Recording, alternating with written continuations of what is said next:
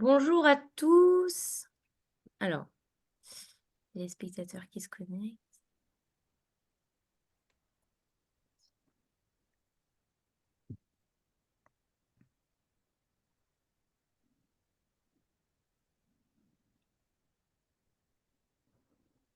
Ok, donc bonjour à tous. C'est un plaisir d'animer ce webinaire sur l'hémodialyse. Bon, l'hémodialyse, vaste sujet, donc on a choisi d'aborder qu'un nombre restreint, évidemment, de thématiques, mais avec probablement un webinaire ultérieur pour d'autres problématiques inhérentes à l'hémodialyse. Donc ce soir, j'ai l'honneur d'accueillir Sébastien Rubin, Pierre Philippozzi et Pierre Bataille. Donc on va commencer par Sébastien Rubin qui va nous parler principalement d'HDF et d'hémodialyse à flux, enfin des différentes modalités d'hémodialyse et comment optimiser finalement l'hémodialyse. Donc Sébastien Rubin qui est néphrologue à Bordeaux, au CHU. Merci beaucoup, Emmanuel. Alors, c'est bon en termes de partage? C'est parfait. Eh ben, on y va. Eh ben, donc, merci de l'accueil, Emmanuel, et merci beaucoup de mettre le sujet de la dialyse mettre à l'honneur dans un webinaire du SNIN. Merci beaucoup. Et donc, je suis très heureux de parler de dialyse. Alors oui, le sujet est un peu vaste. Alors bon, j'ai fait quelques choix éditoriaux, mais parler d'hémodialyse et d'hémodiafiltration et la dose, et donc finalement le choix de la technique en dialyse. Alors, j'ai des liens d'intérêt qui sont les suivants. Voilà, pardon. Alors, tout d'abord, euh, les enjeux en dialyse, bon, chacun le sait, hein, mais c'est une mortalité très élevée quand vous arrivez en dialyse. Les patients, donc là, vous avez les patients qui sont répartis en fonction de leur âge à la mise en dialyse, à l'initiation de la dialyse, hommes et femmes, et qui sont comparés à des hommes et des femmes du même âge non en dialyse en termes d'espérance de vie. Et donc on voit hein, que, par exemple, mise en dialyse à 40 ans, c'est 10 ans d'espérance de vie, alors que c'est 40 ans en population générale. Et puis, donc, cette différence finit par s'atténuer effectivement au cours du temps. Et donc, on a un sujet très important sur la mortalité très élevée. De quoi meurent les patients en dialyse? Et c'est important quand on va parler du choix de la technique. Il meurt de mortalité cardiovasculaire, hein. Donc ça, c'est bon. Alors, il y a des registres épidémiologiques, mais quand on regarde les essais, donc là, c'était les CSM, qu'importe, qui avaient inclus des patients dialysés dans la gestion de l'anémie, mais bon, qu'importe. La mortalité des patients, c'est 40% de mortalité de causes cardiovasculaires et des causes de mortalité non cardiovasculaire. Il faut bien se mettre dans la tête l'espérance de vie d'un patient dialysé qui est en moyenne plus grave que la majorité des cancers. Donc on est sur du pronostic carcinologique en arrivée en dialyse, d'où la gravité de la situation. Et puis le problème est encore plus important à l'initiation de la mise en dialyse. Donc ça, c'est les données de DOPS, DOPS qui est un registre international en dialyse. Et donc ce que vous voyez, c'est que vous avez une mortalité très précoce dans les 120 jours, hein, donc dans les 3 premiers mois de la mise en dialyse. Donc il y a un moment très important de fragilité de ces patients. Je voulais commencer par un peu poser le tableau parce que c'est ce qui va un peu porter après les choix des différentes techniques. L'enjeu en dialyse, c'est bien sûr la mortalité et la mortalité cardiovasculaire. Alors avant de parler d'optimisation de la dose et des choix et techniques, je voudrais vous parler de qu'est-ce que c'est qu'une dose de dialyse. Euh, alors pour comprendre ça, il faut se rappeler de ce que l'on cherche à épurer quand on a un patient qui est en hémodialyse. Et en dialyse tout court d'ailleurs, parce que même en dialyse péritonale. Mais là, on s'intéresse à l'hémodialyse. Et donc, on cherche à épurer des toxines urémiques. Et donc, ces toxines urémiques, il y en a plusieurs types en fonction essentiellement de 2 points. La première, c'est le poids moléculaire de la toxine urémique, telles qu'elles sont classées. Et le deuxième, c'est sa liaison ou non aux protéines. Et donc, on va voir, hein, mais en fonction des techniques et des membranes, plus le poids moléculaire de la molécule est petit, plus il est facile à dialyser, notamment avec de l'hémodialyse traditionnelle et des techniques diffusives de gradient de concentration. Plus le poids moléculaire augmente, plus c'est difficile à dialyser. Donc, il faut que la toxine passe la membrane et surtout que la technique qu'on lui donne lui permette de la passer. Et puis après, il y a tous les solutés qui sont liés aux protéines, que ce soit des petits solutés ou des gros solutés. Et eux, quand ils sont liés aux protéines, ils sont bien évidemment très difficiles à dialyser.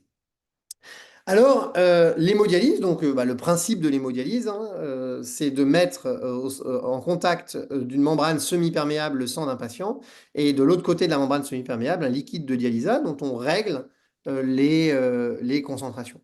Et donc, il y a des échanges donc, pour l'hémodialyse, hein, je rappelle, on parlera tout à l'heure d'hémodiafiltration, mais pour l'hémodialyse, il y a des échanges diffusifs qui se font de part et d'autre de la membrane selon un gradient de concentration et les toutes petites molécules, par exemple l'urée, est une molécule qui diffuse très facilement et donc qui dialyse extrêmement simple parce qu'elle est petite, donc elle passe le port de la membrane et parce que plus elle est petite, plus les molécules diffusent et surtout parce que vous avez un gradient de concentration très élevé puisque vous avez de l'urée dans le compartiment sanguin et vous n'en avez pas dans le compartiment dialysat.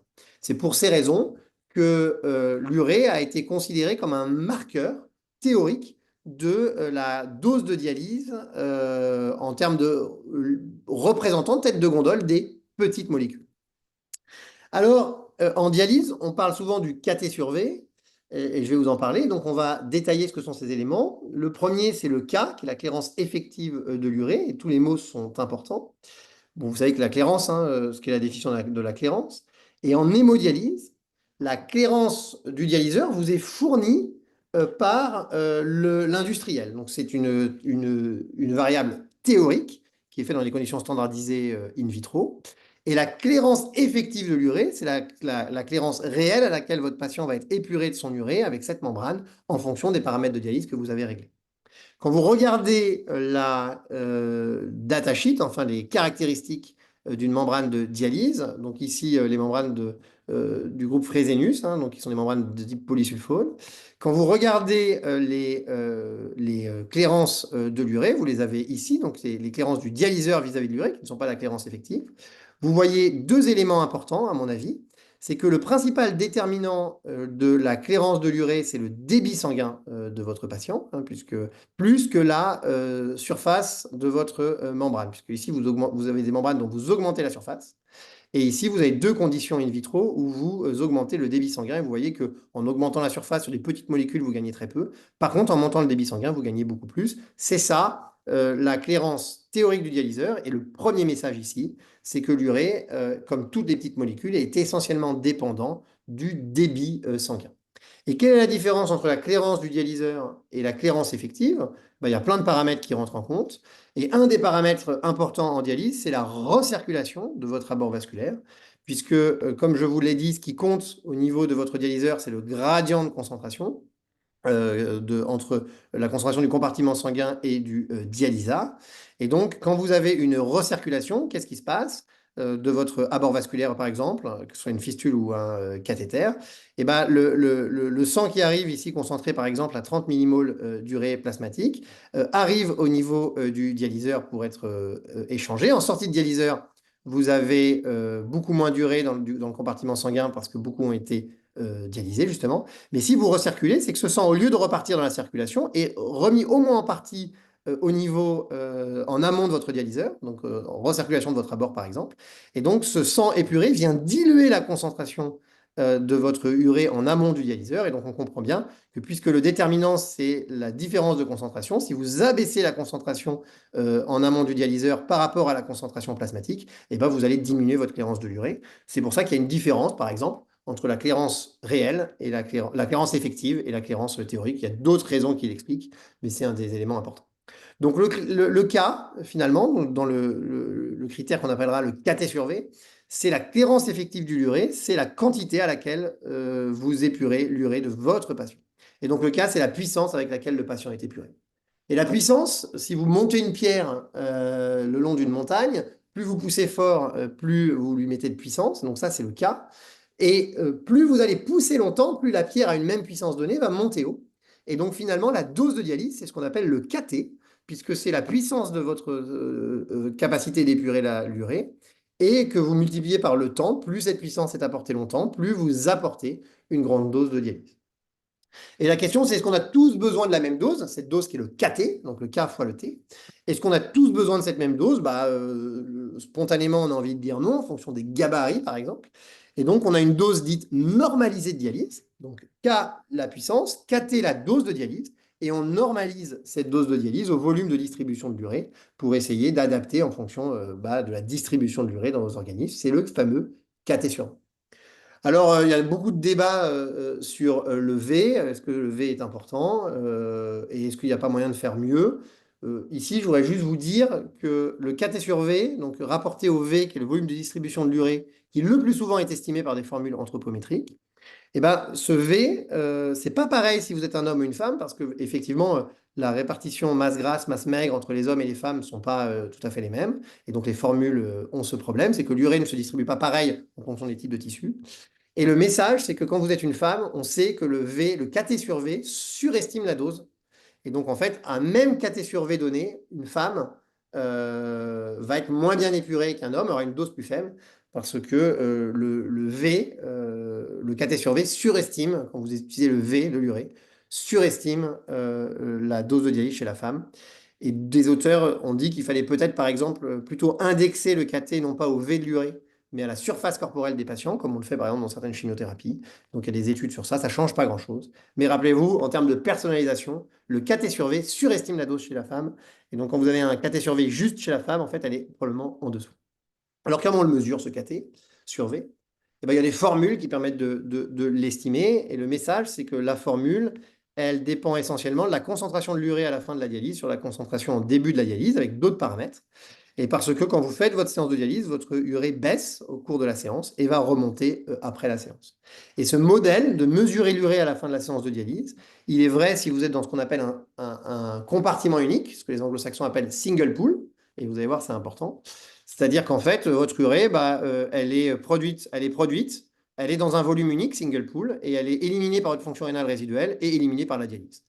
Et en fait, vous savez que ce n'est pas vrai, puisque l'urée se distribue dans un compartiment extravasculaire, évidemment. Et donc, ce qu'il se passe, c'est qu'en réalité, la courbe rouge est fausse, puisque à la fin d'une séance de dialyse, c'est plutôt la courbe en pointillé, vous avez un rebond de l'urée dû au relargage extravasculaire de votre urée.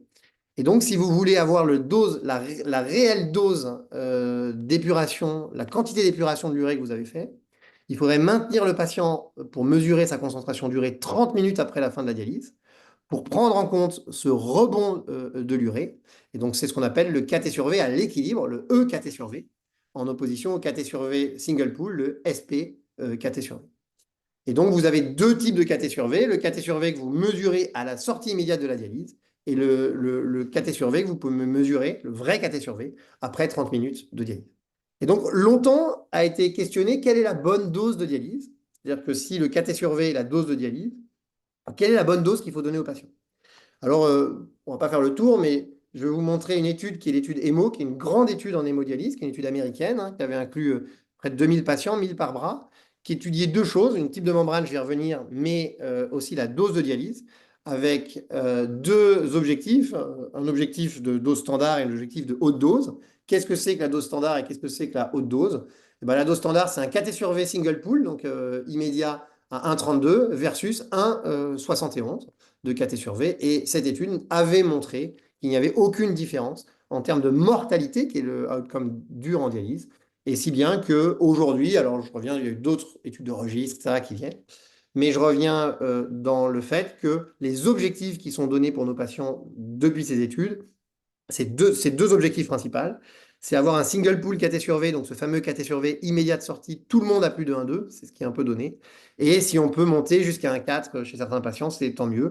Et donc le seuil d'alerte, c'est un patient en dessous de 1,2 en termes de dose de dialyse, il est probablement sous-épuré. Ça a des grosses limites, toutes ces formules dont on parle, parce qu'elles ont été calculées, adaptées, les formules d'estimation du KT sur V, donc je vous ai montré, il y a des formules logarithmiques, etc. Elles ont été adaptées dans trois conditions qu'il faut retenir. C'est que le patient doit dialyser 3 fois par semaine pour que le KT sur V dont on parle, l'objectif que l'on se donne ait du sens. Il faut que le patient n'ait pas de fonction rénale résiduelle, parce que s'il a une fonction rénale résiduelle, il épure aussi, il fait de la clairance via sa fonction rénale résiduelle. Et donc probablement qu'on n'est pas obligé d'aller au même KT sur V. Ça, c'est le principe de la dialyse incrémentale, dont je ne discuterai pas là, mais c'est ça l'idée. Et alors, pour essayer de lutter contre ces difficultés, des auteurs ont parlé du concept du KT sur V hebdomadaire, qui prend en compte éventuellement le fait que des patients puissent faire plus de 3 séances de dialyse et que des patients puissent avoir une fonction rénale résiduelle où on peut additionner les KT sur V. Et quand on utilise ce type de KT sur V, il faut se donner un objectif hebdomadaire d'un standard KT sur V à plus de 2 2,1. Voilà ce que c'est. Donc 2,1, c'est si vous avez un KT sur V à 1,3 et que vous faites 3 séances par semaine, et ben vous voyez, ça vous correspond à 2,1, ce fameux 2,1. Voilà. Mais par contre, si vous faites plus de séances par semaine et que vous voulez aller à 2,1, bah, vous n'êtes évidemment pas du tout obligé d'avoir le même KT sur V de dialyse. Mais le concept de KT sur V a été quand même très critiqué pour plein de raisons que vous pouvez lister à gauche. L'essentiel des raisons, c'est que l'urée n'est pas une toxine urémique, ou l'enjeu de la toxine urémique, enfin, on n'est pas sûr que c'est une toxine urémique. On pourrait discuter de ça. Et donc, est-ce que c'est le bon reflet de l'épuration des toxines urémiques? Probablement pas. En tout cas, pas pour les molécules qui sont de plus haut poids moléculaire que l'urée, ou les plus grosses molécules dont on a parlé. Et puis, toutes les limites dont je vous ai parlé, prise en compte de la fonction rénale résiduelle, etc., etc. Et donc, aujourd'hui, quand on parle de dose de dialyse et de dialyse adéquate, il faut probablement sortir du spectre du KT sur V uniquement et prendre le patient dans sa globalité. Et donc, c'est comment va le patient. Et donc, vous avez tous ces éléments à prendre en compte dans ce qu'on appellerait la dialyse adéquate. C'est la fatigue, la mortalité, bien sûr, les événements cardiovasculaires, les problèmes d'accès, les problèmes d'anémie, les problèmes thymiques, les problèmes nutritionnels, etc. Et donc, la bonne dose de dialyse, c'est la dose qui amène le patient à avoir ses symptômes ou ses événements cliniques en tête de gondole, enfin le plus contrôlé. C'est ça la bonne dose de KT sur V, la bonne dose de séance, pardon. Et quand on regarde, donc ça c'est dans l'atlas de la Société internationale de néphrologie, que je vous invite à regarder parce qu'il est bien sûr en libre accès. Il est merveilleux sur les données mondiales épidémiologiques avec des très beaux graphiques sur la maladie rénale chronique au sens large. Vous avez des données sur la dialyse. Et quand vous regardez dans le monde, donc là on est vraiment dans le monde, c'était juste pour vous parler de la classe, mais quand vous regardez ce qu'on en monitore, ce que les centres de dialyse monitorent, jamais, un peu ou souvent, et bien sûr on monitore, ça c'est des PROM, je vous en parlerai, c'est des symptômes ressentis par le patient. Donc c'est très peu mesuré alors que c'est des événements qui, vous le voyez, apparaissent dans les choses très importantes à prendre en charge, notamment la fatigue. Il y a d'autres données, notamment sur le prurite, on y reviendra. Et vous voyez tout ce les small solute clearance, donc ça c'est le KT sur V, vous voyez. Et il y a beaucoup d'autres choses à monitorer dans la dialyse adéquate. Alors, qu'est-ce qu'il faut faire pour essayer d'améliorer les événements en dialyse, que ce soit les événements ressentis par le patient ou les événements durs comme la mortalité cardiovasculaire ou la mortalité de toute cause d'ailleurs, essentiellement. Alors, il y a plusieurs études. On a dit, voilà, le KT sur V, augmenter la dose, probablement que ce n'est pas utile d'aller sur des doses très élevées. Mais il y a des patients qui ne sont pas à la dose, il y a des patients qui ne correspondent pas, voilà, qui ont plus de pression artérielle, des événements, des symptômes, etc. Et donc, qu'est-ce qu'on peut faire pour améliorer ces idées? Alors, il y a plusieurs façons d'agir pour augmenter la dialyse adéquate ou augmenter la bonne dialyse délivrée. Le premier, c'est est-ce qu'il faut forcément chercher à augmenter le nombre de séances? Alors, ça peut être une première question. Chez le patient sous-épuré, est-ce que augmenter le nombre de séances peut être utile? Je prends toujours beaucoup de précautions dans les données que je vais vous dire, parce qu'on est sur des données d'essais. Je vais vous présenter quelques essais. Mais il faut bien comprendre qu'on fait des essais tout venant, c'est-à-dire on prend des patients et on voit si, par exemple, en augmentant la dose de dialyse, on va diminuer leur mortalité ou les événements durs, en augmentant ici les séances. Il y a des patients, bien sûr, qui en ont besoin parce qu'ils sont sous-dialysés, etc. Donc, il faut prendre tout ça avec prudence. Mais si vous voulez vous poser la question de savoir si augmenter le nombre de séances, c'est-à-dire faire passer en moyenne à 3 séances, par exemple à 5 séances par semaine, est-ce que chez les patients qui sont bien dialysés à 3, ça va améliorer leur mortalité? C'est un essai qui a été fait, Beyond England en 2010. La réponse est non, ça ne modifiera pas leur mortalité. Alors ça améliorera considérablement la pression artérielle systolique de prédialyse, ça améliorera certains outcomes intermédiaires comme la masse du ventricule gauche, qui est un critère très important dans le pronostic cardiovasculaire du patient. Donc ça a probablement des effets, en tout cas pas sur la mortalité. Et encore une fois, bien sûr, c'est des choses qu'il faut adapter. Alors, si on augmente la question de l'augmentation du nombre, il y a aussi l'augmentation de la durée. Alors, l'augmentation de la durée, oui, c'est important de la prendre en compte en se rappelant, et donc ça, c'est les données du registre DOPS qui nous ont été fournies, en se rappelant que les données de temps, donc c'est des données de registre, Et elle compare par rapport à une référence qui est la référence de 4 heures et 4 heures 3 fois par semaine. Et ce que je veux vous dire, c'est que 30 minutes de dialyse en moins chez les patients dans DOPS, hein, donc l'étude internationale, c'est 10% de mortalité, toute cause en plus. C'est ici. C'est 10% de mortalité. Donc baisser la durée.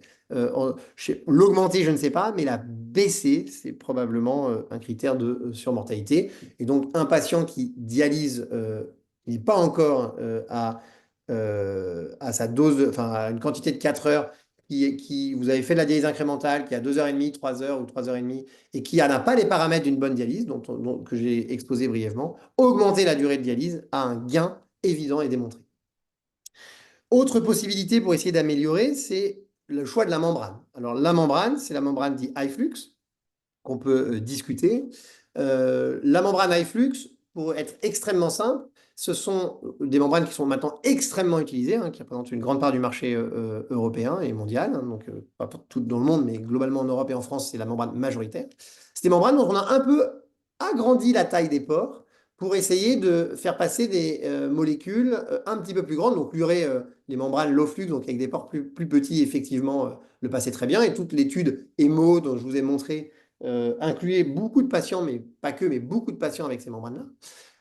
Et des membranes de plus haute perméabilité, donc on appelle les hautes perméabilités, high flux en anglais, et qui ont des pores un petit peu plus élevés pour aller attraper beaucoup la bêta-2 microglobuline, qui a été un marqueur d'efficacité de ces membranes. Donc ils sont autour de entre 10 et 15 kilodaltons de poids moléculaire. Et donc, il y a des classifications qui existent entre low flux et high flux, mais ce qu'il faut retenir, c'est que les membranes de haute perméabilité, high flux, ont des pores plus élevés. Après, comment les classifier? Est-ce que telle membrane est là ou telle membrane est dans cette catégorie? Ça dépend des classifications, en Europe, aux États-Unis et au Japon. Mais l'essentiel, c'est la taille des pores qui monte avec les membranes high flux et permet d'aller chercher des molécules un peu plus élevées. Alors, l'essai EMO, dont je vous ai parlé tout à l'heure, qui avait comparé, rappelez-vous, deux objectifs de KT sur V, a aussi comparé ces membranes low flux versus high flux et n'a pas montré de différence, encore une fois, en termes de mortalité. Aucune différence. Un autre essai, qui est un essai européen, donc dans le JASN, le Locatelli, avait aussi comparé ces membranes sans trouver de différence en termes de mortalité. Regardez, hein, on avait inclus ici des patients d'environ d'une soixantaine d'années, 65% d'hommes, hein, comme dans les grands essais en dialyse, 80% de fistules. Regardez bien, c'est important parce qu'on va y revenir dans quelques minutes. 80% de fistules. Et puis, vous voyez, il n'y avait pas de différence en termes de mortalité sur le critère dur avec ces deux membranes. Mais dans les analyses en sous-groupe, avait été montré que chez le patient qui avait une albuminie basse, donc à moins de 4 grammes par décilitre, donc basse, 4 grammes par décilitre, c'est pas très bas, mais dans le sous-groupe de patients à moins de 4 grammes par décilitre, il y avait un bénéfice à la membrane de haute perméabilité, ce qui était aussi vrai chez le diabétique, avec, regardez quand même, des effectifs qui sont assez raisonnables, enfin assez faibles, hein. Et ces études et toute cette évidence a amené aujourd'hui quand même à mettre la membrane haute perméabilité dans le standard of care de l'hémodialyse conventionnelle, où la grande majorité des patients sont sur ces membranes, pour ces données-là, qui sont des données, vous le voyez, de sous-groupe et plutôt assez faibles. On a parlé de la membrane. Est-ce qu'on peut augmenter le débit dialysa? On a parlé du débit sang, qui est un élément majeur. Est-ce qu'on peut augmenter le débit dialysa? Est-ce que ça a un sens en termes d'épuration? La réponse est clairement non, puisque quand vous passez de 500 millilitres à 800 millilitres de débit dialysa, donc ça, c'est des méta-analyses, vous augmentez votre KT sur V de 0,08. Alors, non seulement augmenter le KT sur V, aller chercher un KT sur V très élevé, conteste ça, il faut éviter qu'il soit bas, mais ça ne sert à rien d'aller chercher forcément trop élevé. Et en plus, multiplier par presque 2 le débit dialysa n'a aucun intérêt en termes d'augmentation du KT sur V, donc au moins pour l'urée. Donc, ce n'est pas une bonne stratégie. Et il y a même, peut-être qu'on en parlera, des intérêts à aller chercher des débits dialysa probablement plus bas, voire faire les baisser. 500 millilitres minutes, qui était ici le comparateur dans la méta-analyse, est en fait le débit dialysa standard. Et peut-être qu'il y a un sens à aller sur le plan de l'éco-responsabilité, baisser le débit dialysa. En tout cas, aucun intérêt à le monter. Alors, on a parlé du nombre de séances, la durée, les membranes, le débit du dialysa. Parlons de l'hémodiafiltration. Alors, l'hémodiafiltration, c'est une technique qui combine deux principes. Le principe de la diffusion, qui était le principe de l'hémodialyse dont j'ai parlé depuis le début, et le principe de la convection, qui est un principe donc pour l'hémodialyse diffusion gradient de concentration, et pour la convection un gradient de pression, où en diffusion, les molécules vont passer la membrane si elles passent le pore en fonction d'un gradient de concentration. Et dans une membrane enfin, avec la convection, bah, les molécules passent avec le liquide plasmatique dans le compartiment dialysa. Et grâce à un gradient de pression, vous poussez sur votre membrane. Et faire de l'hémodiafiltration, c'est faire les deux. C'est-à-dire que vous avez votre membrane, vous avez votre dialysa, donc le débit sanguin qui est dans votre membrane artificielle. Vous avez le débit dialysa, le dialysa qui arrive. Et donc, le dialysat va faire bah, sa dialyse ici, là. Donc, bah, il va rencontrer le sang, il va faire sa dialyse. Et en amont, donc, quand vous faites de l'hémodiafiltration, vous allez appliquer une force convective que vous allez sortir du générateur, donc toute cette petite zone-là, donc ces molécules avec ce volume plasmatique qui va sortir. Et vous allez substituer ce qui sort, là, le KUF, qui est l'ultrafiltrat produit par votre force convective. Vous allez le substituer par un débit de substitution que vous mettez le plus souvent en post-dilution, c'est-à-dire après la membrane, puisque c'est là que ça a du sens sur le plan de la compréhension du mécanisme de l'hémodialyse si vous voulez augmenter votre épuration. Quel est l'intérêt de cette stratégie? C'est que ce qui a été beaucoup montré, c'est que vous allez épurer des moyennes molécules, donc des molécules, donc la bêta-2 microglobuline et probablement un peu plus de molécules, et donc vous augmentez le panel des toxines urémiques que vous pouvez épurer, et pas uniquement les petites molécules. Donc c'est ça l'intérêt de l'hémodiafiltration. Et cette démodiafiltration, elle a été testée dans 5 grands essais, et elle a montré dans des analyses en sous-groupe un bénéfice. Alors, les principaux analyses en sous-groupe qui ont été mis en avant dans ces différents essais, c'est que si vous vouliez avoir un bénéfice en termes de mortalité ou d'événements cardiovasculaires, c'était essentiellement chez les patients à qui vous arriviez à faire un bon volume de substitution. Autrement dit, chez les patients à qui vous arriviez à gérer un bon volume d'ultrafiltrat en amont et auquel vous arriviez donc à substituer d'un volume équivalent en post-dilutionnel, donc en aval du filtre. Et donc, qu'est-ce que c'est qu'un bon débit? C'est un bon volume, pardon, c'est plus de 23 litres. C'est ce qu'avait montré en sous-groupe l'ambiance de ces études. Et dans ce contexte, vous avez eu un grand essai qui a été publié dans le New England l'an dernier, qui s'appelle l'essai Convince, qui a cherché à comparer l'hémodiafiltration versus l'hémodialyse conventionnelle avec des membranes de haute perméabilité, qui était le standard of care. Et donc, c'est pour ça que les auteurs ont pris des patients qui étaient en capacité de faire ces 23 litres. Hein, donc, il fallait avoir des bons abords vasculaires essentiellement, puisque l'abord vasculaire est le déterminant, le débit sanguin et la capacité de l'abord vasculaire, et le déterminant sur le plan technique d'une capacité à pouvoir générer un volume d'ultrafiltrat, c'est-à-dire 23 litres, de manière importante.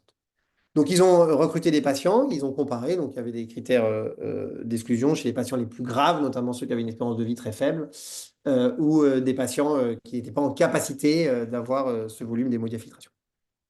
Et donc, c'est un essai randomisé de mortalité, donc le critère principal, avec des critères secondaires assez classiques en dialyse. C'est important, le critère de mortalité. Alors, je vous dis, parce que l'essai Convince a été très critiqué, donc c'est pour ça que je prends le temps pour la montrer. Donc, elle a été très critiquée sur les patients qu'elle a inclus. Alors, elle a inclus les patients de 60 ans. Donc, qui sont les patients, je vous le rappelle, hein, qui étaient inclus dans EMO, les patients qui étaient inclus dans les études, notamment sur les membranes de haute perméabilité en termes d'âge. En termes de fistules, on a dit, voilà, ils ont inclus beaucoup de patients, 80% de fistules, exactement comme les essais qui sont intéressés à la membrane de haute perméabilité, enfin assez proches. Mais c'est vrai qu'ils ont inclus des patients qui étaient en capacité d'avoir des bons volumes d'hémodiafiltration. 700 patients dans chaque bras. Et effectivement, dans le bras HDF, ils ont eu des volumes convectifs, hein, vous voyez, à 25 litres. Donc, ils sont vraiment au-dessus de la barre des 23 litres.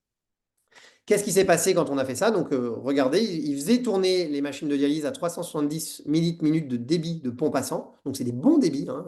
Je rappelle que dans un centre de dialyse, hein, quand on fait tourner la pompe passant à 350, on est satisfait. Hein. 375, 400, ce sont des très bons débits. Donc, ils avaient des bons abords vasculaires et des équipes motivées pour monter les débits sanguins. Et des patients qui ont été inclus dans les essais, donc des patients qui acceptaient aussi, je pense, assez facilement. Dans le groupe HDF, ils ont eu une petite augmentation du KT sur V versus le high flux, hein, qui est le single pool KT sur V, 1,65, qui sont des très hauts KT sur V. Donc, c'est plus le débat, est-ce que ça gagne là? Bon. Et donc, les débits convectifs dont je vais parler. Cette étude est une étude positive, puisque le critère de jugement principal montre une diminution de la mortalité, toute cause, dans le groupe HDF. La critique principale, c'est que la mortalité dans le groupe HDF était porté par une diminution de mortalité liée au Covid-19. Et donc ça, parce que l'essai a été fait en pleine période pandémique, on a débuté avant et puis elle est arrivée en pleine période pandémique. Et il n'y a pas de différence significative en termes de mortalité cardiovasculaire.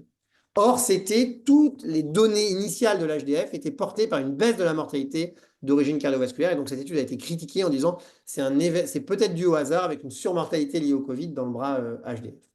Les auteurs ont répondu à ça en disant deux choses. En disant qu'il y a peut-être aussi des explications à avoir une meilleure réponse au sepsis lorsqu'on est sous HDF sur le problème de l'orage stochinique, l'épuration de ces molécules. Mais même si c'est le cas, est-ce qu'on n'est pas confronté en permanence à une épidémie de ce type Covid-19? Donc, même si c'était le cas, est-ce que ça a un sens en dehors de la pandémie? Et la deuxième réponse principale des auteurs a été de dire, attention, pendant la période Covid-19, la catégorisation des causes de décès était quand même plus difficile. Est-ce qu'on mourait d'un événement cardiovasculaire, d'une infection? Est-ce que l'infection provoquait un événement cardiovasculaire, etc. Donc il y avait quand même un doute même sur l'adjudication des événements de mortalité.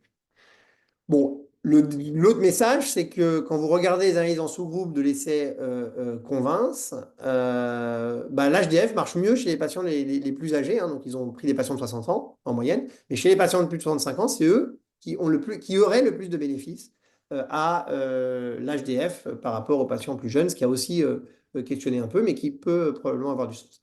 Cet essai a été critiqué donc euh, je trouve assez sévèrement d'ailleurs, mais il a été critiqué. Et très récemment, les auteurs ont rapporté les PROMS, qui sont les événements ressentis par le patient en dialyse, dans le groupe HDF versus le groupe HD de la même étude. Et ce que montre cette étude, c'est que la qualité de vie au cours de la dialyse bah, s'altère avec des fonctions cognitives, la capacité physique, etc. Elle s'altère au cours de la dialyse et elle s'altère moins dans le groupe HDF, dans les symptômes ressentis par le patient. Et donc ça, vous l'avez vu quand je vous ai parlé des outcomes en dialyse, j'ai dit à quel point c'était important d'aller, bien sûr, avoir des événements de mortalité, mais aussi avoir des événements de symptômes ressentis par le patient. Et donc l'essai Convince le montre. Et c'est assez original quand même, dans un essai randomisé avec deux techniques chez les modélisés, de montrer une amélioration des symptômes ressentis dans une technique, en l'occurrence ici l'HDF. Autre critique, bah voilà, ils ont tous eu 25, ils ont eu tous 25 litres de substitution. Est-ce que c'est possible? Comment ont-ils fait? Eh ben, ils ont fait avec des stratégies protocolarisées qui étaient mises dans leur protocole, d'augmenter les débits sanguins, donc à plus de 400 minutes, c'était possible, etc., avec des step par step. Enfin, les investigateurs de l'essai étaient guidés par des protocoles. Et donc, le message, c'est que quand vous avez un bon abord vasculaire et un patient motivé et une équipe motivée, vous pouvez chez ces patients, encore une fois, 80% de fistules. Donc, chez les patients qui ont des cathéters, c'est souvent plus difficile, puisque les débits sanguins sont plus bas. Mais si vous êtes motivé, vous pouvez arriver à monter le débit sanguin et arriver à avoir ces volumes convectifs. Ça reste possible. Alors, autre critique de l'HDF, c'est le coût environnemental, puisque quand vous faites de l'hémodiafiltration, vous consommez plus d'eau. Et donc là, je ne vais pas déflorer le topo précédent, donc c'est un problème. Et les investigateurs de Convince ont essayé d'y répondre en expliquant que même si vous baissez le débit dialysa, puisqu'en fait, quand vous faites globalement, quand vous faites une hémodialyse conventionnelle avec un débit dialysa à 100 minutes, ben, vous allez consommer, pour la technique, je ne parle pas de la production du traitement d'eau, 125 litres de dialyse, 125 litres de consommation d'eau. Si vous rajoutez les 25 litres de substitution, ben, vous êtes à 150. Mais si vous baissez chez ces patients en HDF le volume, le débit dialysat en conséquence, vous pouvez revenir à 125 litres en ne baissant pas, en maintenant la technique, mais en ne baissant pas l'épuration, au moins sur le caté sur V, donc sur les moyennes molécules. Donc ça, c'est pour l'HDF. Et dernière chose, en une minute, c'est euh, quand on n'a pas d'HDF ou qu'on ne peut pas le faire ou qu'on ne veut pas le faire, est-ce que les autres types de membranes qui existent ont un intérêt pour améliorer la dose ou améliorer la qualité de la dialyse délivrée à nos patients? Alors, il y a des membranes qu'on appelle les membranes medium cutoff, MCO, qui vont encore plus loin. Donc, on continue d'élargir le port. Donc, on avait les membranes de basse perméabilité, low flux. les high flux, dont j'ai montré avec une amélioration dans certains sous-groupes, mais qui sont quand même devenus un standard of care. Et on a des membranes dont on augmente la taille du port, qu'on appelle les medium cutoff, les MCO. Et donc, dans les études, cette technique de dialyse s'appelle HDX, c'est utiliser de l'hémodialyse conventionnelle avec ces membranes à plus haut port qui permettent d'attraper des molécules un petit peu plus élevées.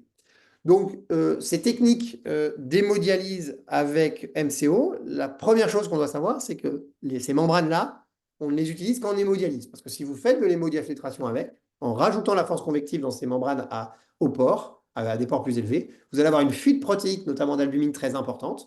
Et donc, pour éviter cela, ces membranes sont utilisées en hémodialyse conventionnelle. Et c'est pour ça qu'on peut comparer maintenant ce type de membrane avec l'hémodialyse high flux, ou ce type de membrane en hémodialyse avec l'hémodiafiltration. Donc il y a très peu de données qui comparent ces membranes avec l'hémodiafiltration. Il y en a qui les comparent avec l'hémodialyse high flux. Donc ça a été repris dans cette revue publiée dans CKJ l'année dernière. Et donc le message, c'est que ce qu'on voit, c'est que vous augmentez en utilisant MCO en hémodialyse versus hémodialyse avec high flux, vous augmentez la clairance des moyennes molécules, donc la bêta-2 microglobuline notamment, et certaines chaînes légères. Vous augmentez leur clairance. Et vous avez des données quand même, d'essais randomisés, avec une amélioration des critères de qualité de vie, donc des problèmes dont je vous parlais tout à l'heure, qu'on va savez, notamment sur la qualité de vie, le prurite, etc. Donc il y a des données qui montrent et qui pourraient amener à dire que peut-être ces membranes pourraient être une substitution au standard of care en hémodialyse aux membranes de haute perméabilité, avec encore un niveau assez faible en termes de preuves, mais il y a des données qui émergent. En tout cas, il y a très peu de données pour la comparer à l'HDF. Et donc ça, c'est les types de dialyseurs de type MCO qui existent. Et celui qui a porté quasiment avec le nom commercial le MCO en France, c'est la membrane dite Terra Nova, qui est fréquemment utilisée. Et dernier élément, pour conclure, et j'ai été un peu long, je m'en excuse, la dernière chose, c'est, je voulais vous parler de ce registre japonais qui a été publié récemment dans Scientific Reports. Pourquoi c'est intéressant le registre japonais? Parce qu'au Japon, ils font très peu d'HDF. Ils font très peu d'hémodiafiltration. Et ils ont plein de types de membranes. Et parce que vous savez que beaucoup de nos membranes sont asiatiques, beaucoup sont au Japon. Il y a une culture de la membrane chez les Japonais. Alors, les Japonais ont une classification de membrane qui est différente de la nôtre. Donc, globalement, je vous ai mis au-dessus la correspondance. Mais on a un gros registre, hein. Vous voyez, il y a 103 000 patients inclus ici, 65 000 ici, 4 000 là, etc. Donc, vous avez différents types de membranes. Donc, le 1A, c'est la membrane low flux, en fait. Et donc, en fonction, on regarde la mortalité de ces patients ajustée, hein, sur des critères bien sûr très ajustés, mais ça reste un essai de cohorte, en fonction des membranes qu'il a, en se comparant le plus souvent à la membrane low flux. Donc, en high flux, bah, vous baissez un petit peu la mortalité dans le registre. En HDX, donc ça, c'est des membranes MCO également. La membrane de type S, c'est les membranes adsortives, dont la PMMA, qui est qui est beaucoup utilisée au Japon. Bah aussi, par rapport à la membrane de basse perméabilité, vous diminuez la mortalité. Et après, quand vous faites high flux versus MCO dans le registre, vous n'avez pas de différence. Attention quand même à ce type d'analyse, parce que, un, c'est du registre, et deux, vous le voyez, la grande majorité des patients sont sous des membranes de basse perméabilité, et puis les autres sont... donc il y a quand même beaucoup de membranes high flux, et les autres sont un peu plus confidentielles, parce que les Japonais ont une stratégie incrémentale de leurs membranes, avec une rationalisation des coûts, et une stratégie incrémentale où beaucoup commencent sur des basses perméabilités, puis quand les paramètres, le patient n'est pas en bonne qualité de vie, il y a des critères objectifs, ils montent, ils changent de membrane, etc. Et donc, vous avez quand même, ce n'est pas forcément les mêmes patients qui sont sur les mêmes membranes. Donc, même si on ajuste, il faut retenir ça avec prudence. Le message que je veux passer, c'est que la dose de dialyse et le choix de la dose n'est pas que le caté sur V, évidemment. Le caté sur V est assez dépassé parce que maintenant, il était utile à l'époque, on n'avait que des membranes de basse perméabilité avec des abords vasculaires qui marchaient moins bien, etc. Des membranes qui étaient des membranes avec une biocompatibilité plus faible, quand on avait moins de polysulfone, où on avait des paramètres d'épuration qui étaient moins bons, et tout le monde n'arrivait pas à avoir des bons caté sur V. Aujourd'hui, dans les conditions standards, le caté sur V, il est assez simple à obtenir. Et donc, il faut en tout cas pas s'arrêter au caté sur V pour évaluer une technique de dialyse. Et donc, la mortalité, le côté cardiovasculaire et surtout les symptômes ressentis par le patient sont les éléments clés de nos décisions pour savoir si le patient est bien dialysé. Et donc, quelques éléments à retenir, la durée de la séance, hein, 30 minutes de moins, 10% de mortalité en plus. Évidemment, l'abord vasculaire, parce que c'est celui qui va tout déterminer, le débit sanguin, qui est l'élément majeur de l'épuration de toutes les molécules. Et puis, la capacité, si vous le voulez, de faire des modifications de manière importante. Aujourd'hui, trois grands standards of care, l'hémodialyse high flux, l'HDF ou les techniques d'hémodialyse avec les membranes medium cutoff. Et le message, je crois, c'est que en fait, il n'y a pas une stratégie pour tous. Il faut arriver à personnaliser, trouver le patient qui n'est pas à l'équilibre, pouvoir incrémenter, baisser, etc. Arriver dans une personnalisation de la séance de dialyse. Et donc ça, c'est toute la grande mode, hein, autour de la dialyse incrémentale. Ah, il y a aussi les enjeux éthiques à discuter, hein, parce que est-ce qu'il faut amener tout le monde à une dose maximum au prix d'une contrainte et d'une qualité de vie altérée? Pas sûr, etc. Donc il y a des vrais enjeux éthiques et bien sûr des enjeux écologiques qui vont être discutés ensuite. Je vous remercie. Merci beaucoup Sébastien pour ce topo qui était très complet Euh, et très clair. En tout cas, moi je trouve ça très agréable d'insister sur vraiment la qualité de vie du patient, puisque comme tu l'as dit, bah, ils ont une mortalité qui a augmenté, donc ils vivent peut-être moins longtemps et ils passent déjà 12 heures par semaine en dialyse, donc c'est très important de leur maintenir une bonne qualité de vie et de mettre leurs symptômes au cœur de la prise en charge. Pour les questions, bon, on est un petit peu en retard. Du coup, je vous propose que donc les personnes qui ont des questions le posent sur le chat. Et Sébastien, si tu es d'accord pour y répondre sur le Avec chat. grand plaisir. Et donc, bah, j'introduis donc le prochain orateur, qui est le docteur Pierre Bataille, et donc qui est néphrologue à Boulogne-sur-Mer et qui va nous parler du prurite en hémodialyse. Alors, merci beaucoup pour votre invitation. Alors, je vais donc vous faire un petit exposé sur les données actuelles sur le prurite en dialyse. Voici mes liens d'intérêt.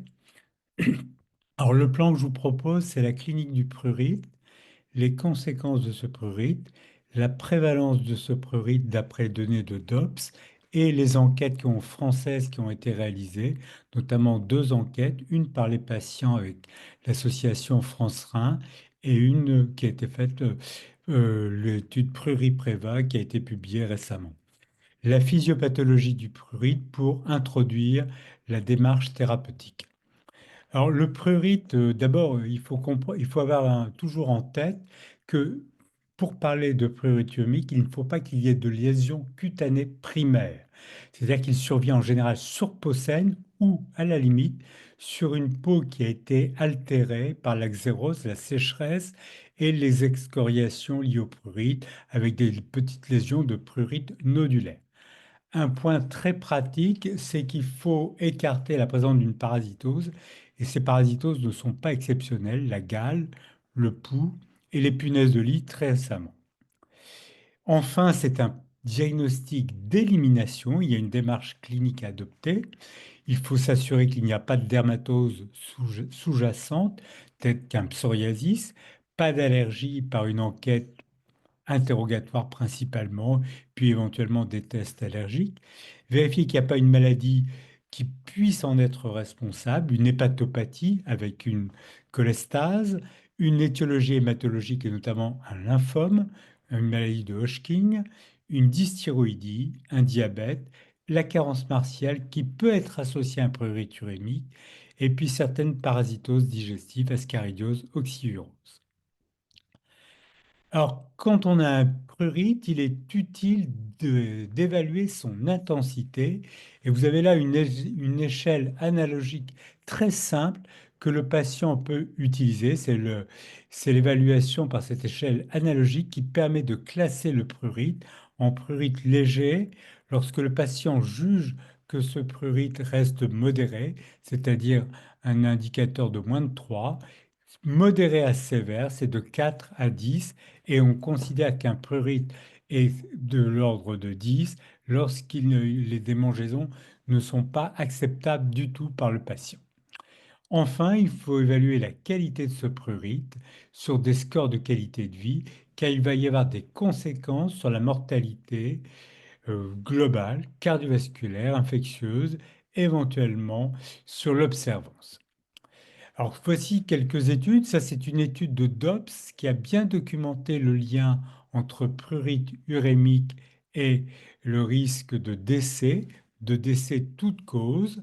de décès cardiovasculaires et de décès par infection. Vous voyez que ce lien est progressif. Plus le prurite est sévère, plus le risque de décès apparaît. L'observance, vous avez ici une étude dont c'est toujours ces études de Dobbs qui montrent à l'échelle internationale que plus le patient a un prurite sévère, plus le risque d'observance, de mauvaise observance de la dialyse n'est pas est accru. Et puis l'impact sur la qualité de vie. Cette qualité de vie a été étudiée donc par ces échelles de qualité de vie. Il y a un risque accru de dépression.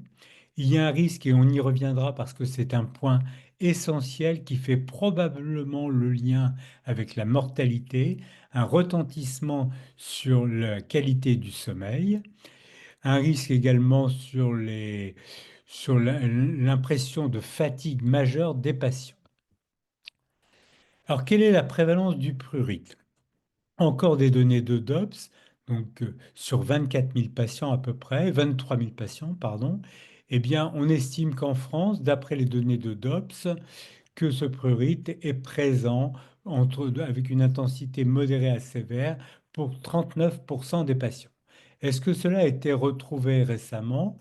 Eh bien, vous avez l'étude des patients par l'association France-Rhin qui a été faite assez récemment, qui concernait essentiellement des patients dialysés, plus de 80%. Et cette étude France-Rhin montre que le prurite est retrouvé avec une prévalence de l'ordre de 30%. Et quand vous regardez la sévérité, les PROMS ressentis par le patient, vous voyez que ça fait partie, c'est le cinquième symptôme qui apparaît délétère pour le patient. Alors, est-ce que les néphrologues ont une bonne perception du prurite? Vous avez ici une étude toujours faite par Dobbs sur 6000 patients. On a interrogé, on connaissait la prévalence du prurite dans les unités et on a interrogé les responsables de ces unités. Eh bien, lorsque le prurite avait une prévalence inférieure à 5%, ce qui était très rare, eh bien, effectivement, le néphrologue avait une bonne perception. Il était à peu près dans les bons chiffres pour évaluer la prévalence de son prurite. Lorsque la prévalence était plus importante, eh bien, vous voyez qu'il y a une sous-évaluation du néphrologue. Et lorsque la prévalence est de l'ordre de plus de 20%, eh bien, vous apercevez qu'il y a peu de néphrologues qui percevaient la fréquence importante de ce prurite. Alors en France, il y a une enquête qu'on a publiée très récemment avec Antoine Lano, qui a été publiée dans CKJ. C'était une enquête faite dans 35 unités de dialyse. Et on a fait une recherche systématique du prurite avec une évaluation de ce prurite par l'échelle visuelle pour le quantifier en modéré à sévère ou léger. Et qu'est-ce qu'on a retrouvé? Eh bien, on a retrouvé une prévalence un peu plus faible, de l'ordre de 23,5%. Et un point important, c'est que dans plus de 30% des cas, ce prurite était méconnu par les soignants, probablement parce que les patients ne font pas le lien entre prurite et leur maladie rénale. Et si vous regardez le petit diagramme en bas, vous voyez qu'il y avait également un retentissement. Ces patients qui avaient un prurite avaient une activité physique qui était plus invalidée. Alors, on a regardé dans cette enquête le score de qualité de vie. Et si vous regardez les sujets qui ont un prurite et euh, que vous comparez sur les différents paramètres de ce score de qualité de vie, qu'est-ce que vous pouvez noter? Eh bien, vous pouvez noter que dans 58% des cas, le prurite est beaucoup plus invalidant que chez les sujets qui n'ont pas de prurite, aussi bien pour la marche, les gestes usuels de la vie, les douleurs et également la dépression. Alors, on a également regardé dans cette enquête quelle était l'incidence, les caractéristiques plus précises de ce prurite sur sa durée, son degré, son évolution et son impact sur différents paramètres, notamment le sommeil et sa localisation. Eh bien, si vous regardez sur la localisation dans cette enquête, quand on a un prurite modéré à sévère, eh bien, tous les territoires peuvent être touchés avec une prévalence un peu plus importante au niveau du thorax et de l'extrémité céphalique. Alors, quelles ont été les conséquences de ce prurite modéré à sévère en fonction de la sévérité du prurite? Eh bien, si vous regardez, l'impact sur le sommeil a été significatif, entre 14% pour ceux qui avaient un prurite très modéré et 44% pour ceux qui avaient un prurite sévère. La durée du prurite dépassait 12 heures dans 20% des cas et avait un retentissement sur les activités sociales du patient dans la moitié des cas, et également sur leurs gestes usuels de vie, ménage, courses. Et bien sûr, dans un certain nombre de cas, sur l'activité professionnelle. Alors, la physiopathologie du prurite est intéressante à regarder car elle va déterminer un petit peu les possibilités thérapeutiques. Alors, on connaît tous, on sait qu'au niveau de la peau, on a trois types de récepteurs, des mécanorécepteurs, des thermorécepteurs, des nocicepteurs. Mais on sait maintenant depuis peu de temps qu'il y a des prurirécepteurs et quand il y a un trigger, eh bien, ces prurirécepteurs sont mis en jeu et l'activation se fait par des fibres C peu myélinisées au niveau des ganglions dorsaux et de la corne, de la partie postérieure de la corde médulaire et une transmission, une intégration au niveau cérébral. Mais il n'y a pas que ces fibres C qui peuvent être activées, il y a également des fibres delta, A delta, qui sont, elles, myélinisées. Et quand on regarde les médiateurs, vous apercevez que l'histamine est un médiateur qui va jouer essentiellement par les fibres C, peu médiélinalisé, mais qu'il y a d'autres médiateurs, et notamment le CoAge ou les endorphines, qui vont moduler cette activité, cette transmission de la sensation de prurite, et également les cytokines qui peuvent interférer. Alors en définitive, on estime sur le plan physiopathologique que la prurite est d'origine multifactorielle.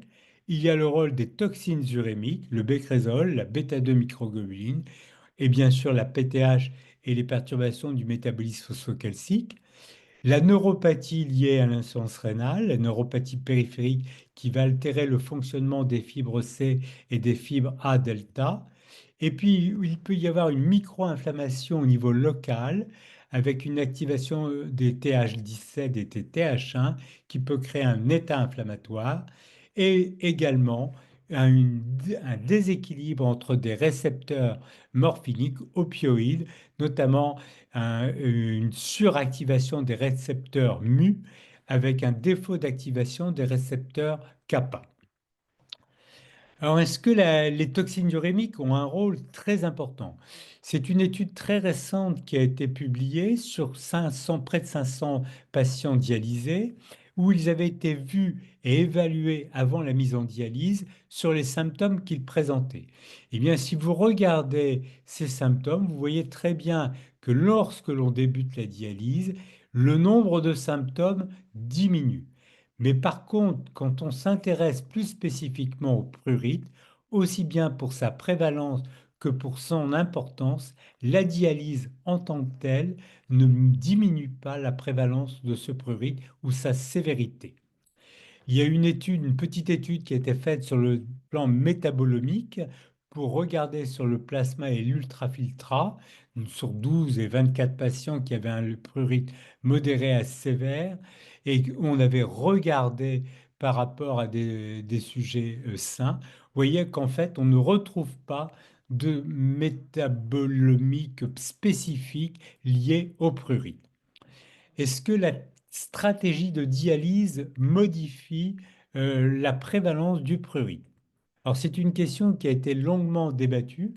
Il y a un papier très récent qui a été publié dans le CKJ par l'équipe de Claudio Ronco. Et qu'est-ce qu'il conclut ce papier? General lack of high quality evidence.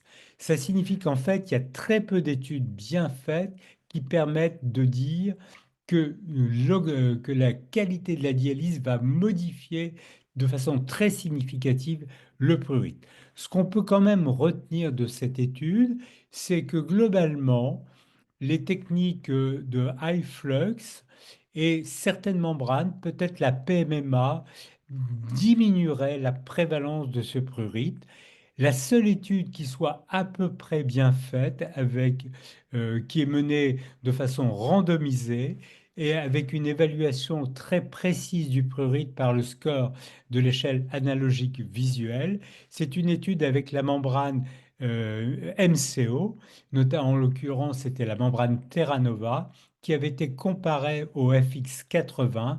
Et dans cette étude, on voit que les patients dialysés avec cette membrane avait une baisse de la sévérité et de la prévalence du prurite. Mais c'est une étude qui ne comporte que 24 patients dans chaque bras, donc avec une signification qui reste à vérifier sur de plus grands échantillons. Le métabolisme phosphocalcique, on sait tous que d'avoir un produit phosphocalcique élevé est un facteur de prurite, notamment avec le rôle de la PTH. Eh bien, quand vous reprenez les études de DOPS sur plus de 6000 patients, eh bien, vous voyez que globalement, en fonction de la présence, de la sévérité du prurite, il n'y a pas de différence sur les différentes concentrations de PTH, de calcium, de phosphore ou sur le produit phosphocalcique. Alors, quelle prise en charge peut-on proposer actuellement? Alors, la première question, c'est est-ce qu'il faut se baser uniquement sur ce que va donner dire le patient? Eh bien, comme je vous l'ai montré, je crois que le prurite est méconnu par les soignants, probablement parce que les patients ne font pas bien le lien entre prurite et leur maladie. Donc, je crois qu'il est légitime de se poser la question, est-ce que dans ma population de patients dialysés, par exemple, trois fois par an, est-ce qu'il y a un prurite? La deuxième, dans la démarche de la prise en charge, la deuxième étape, c'est d'éliminer les étiologies potentielles de prurite. Et s'il y a une lésion primaire ou un doute diagnostique, il est très utile d'avoir un avis dermatologique. Et je ne vous ai pas montré les enquêtes, mais on peut regarder que dans l'enquête française qui a été faite, on retrouve très peu de néphrologues qui ont recours aux dermatologues. Évaluer enfin la sévérité de ce prurite, et notamment quand on est à un prurite qu'on considère comme modéré à sévère, avec un score Wien-NRS supérieur ou égal à 4, on en étudiera le retentissement, notamment sur la qualité de vie et sur le sommeil. Enfin, il faut bien sûr optimiser le traitement par hémodialyse. KTV, comme cela vous a été discuté précédemment, au moins égal à 1,4, un équilibre phosphocalcique correct, une PTH dans les cibles des CADIGO et corriger la carence martiale. Enfin, un point très important, on sait que la sécheresse de la peau favorise ce prurite et qu'elle est fréquente, elle est observée pour 75% des patients. Donc on va prescrire des crèmes à base d'acide linoléique, des lotions hydratantes, de la vaseline. Éventuellement, il y a eu des petites études avec des crèmes à base de cannabinoïdes. Des mesures générales à prescrire, à conseiller aux patients, le port de vêtements amples en coton, éviter la sudation, avoir une température nocturne dans la chambre plutôt basse pour favoriser l'endormissement, utiliser éventuellement, quand le prurite est très gênant, un linge gras humide, éviter le recours aux bains prolongés et chauds et le recours à des savons non alcalins sans parfum. Certains ont proposé l'acupuncture avec quelques résultats, mais de façon très discutable. Alors, les médicaments antipruritogènes. Alors, les antihistaminiques sont fréquemment prescrits et on va choisir des antihistaminiques qui n'ont pas d'effet anticholinergique, essentiellement la cétirizine et la desloratadine, mais leur indication n'est pas formelle étant donné qu'il n'y a pas d'allergie qui explique ce prurit. La corticothérapie locale ou par voie générale n'a également pas d'indication dans cette situation et on a donc recours à des traitements médicamenteux. Et les traitements médicamenteux que l'on peut utiliser, c'est essentiellement la gabapentine ou la prégabaline. Le mécanisme d'action de la gabapentine et de la prégabaline, c'est de bloquer l'activation des fibres C. On peut également proposer, certaines études ont été faites avec des inhibiteurs de recapture de la sérotonine. Et enfin, plus récemment, depuis 2 ans maintenant, on a recours à un opioïde, la diphénylcéphaline, qui va rétablir le déséquilibre de la balance entre les récepteurs mu et les récepteurs kappa. Alors, la gabapentine et la prégabaline, est-ce que ça marche? Il y a 4 essais principaux qui ont été réalisés avec au total 297 patients. Alors, si vous regardez ce graphe, vous voyez très bien que ça marche. Ça diminue l'importance et la prévalence du prurit. Alors, les modalités d'utilisation ne sont pas faciles. D'abord, c'est une utilisation hors AMM. On doit commencer avec des petites doses parce qu'il y a un retentissement et on va y revenir. Alors, on propose de commencer avec de la gabapentine à la dose de 300 mg 3 fois par semaine avec une titration progressive de 100 mg toutes les 2 à 3 semaines sans dépasser 300 mg par jour. Pour la prégabaline, 25 mg 3 fois par semaine, également avec une titration très progressive de 25 mg tous les 2 à 3 semaines, sans dépasser 75 mg par jour. L'effet doit être observé avant 6 à 8 semaines. Alors, le problème des gabapentinoïdes, c'est que ça s'accompagne de vertiges, de somnolence, de confusion, de sécheresse buccale dans 20 à 40% des études. Et là, vous avez un article important qui a été publié dans le JSN, qui a été fait sur des patients dialysés et non dialysés. Sur des patients dialysés, pardon, hémodialysés, 140 000 patients. Alors, qu'est-ce qu'on peut noter? Eh bien, c'est que dans les doses qui sont utilisées, de 100 à 300 mg par jour, vous avez des effets secondaires qui sont très significatifs, avec un risque de chute non négligeable et parfois de fracture pour la gabapentine. Pour la prégabaline, également dans le même type de dose, entre 0 et 100 mg par jour, et à plus de 100 mg par jour encore plus, on a un risque de perturbation, de troubles de la vigilance, avec un risque de chute et de fracture qui est quand même significatif. Donc, une utilisation délicate avec des effets secondaires non exceptionnels. Alors, la diphénylcéphaline, comment ça marche? Eh bien, d'abord, c'est un produit qui va avoir une action un peu locale sur les cellules immunes, sur les mastocytes notamment, une action sur les terminaisons afférentes et une action sur la transmission neuronale. Alors, c'est un produit qui est hydrophile, qui n'entraîne pas de passage vers le système nerveux central. L'utilisation se fait en fin de séance de dialyse. La posologie est assez simple, c'est 0,5 microgrammes kilo en fin de séance, injecté, sans dépasser la dose de 100 mg, associé à un petit bolus de sérum salé. C'est l'indication retenue, c'est le prurit modéré à sévère. C'est un score donc sur l'échelle analogique supérieur ou égal à 4. Est-ce que ça marche? Eh bien, il y a 2 études qui ont été faites, l'étude CALM 1 et CALM 2. En fait, la différence entre CALM 1 et CALM 2, c'était des études randomisées contre placebo en double aveugle. Eh bien, vous voyez que dans 50% des cas, il y a une amélioration significative du prurit qui est chiffrée à plus de 3 points. C'était le critère retenu pour parler d'amélioration. Et pour certains patients, une amélioration beaucoup plus complète à plus de 4 points dans près de 30 à 35% des cas. Alors, est-ce que cette diphénylcéphaline va s'accompagner d'une amélioration de la qualité de vie? Eh bien, si vous regardez les scores Skindex et 5D, vous voyez qu'il y a une amélioration significative. Les courbes en vert sont celles sous diphénylcéphaline. Après introduction du traitement, on améliore la qualité de vie. Et point beaucoup plus important, c'est une amélioration très significative pour les patients répondeurs sur la qualité du sommeil.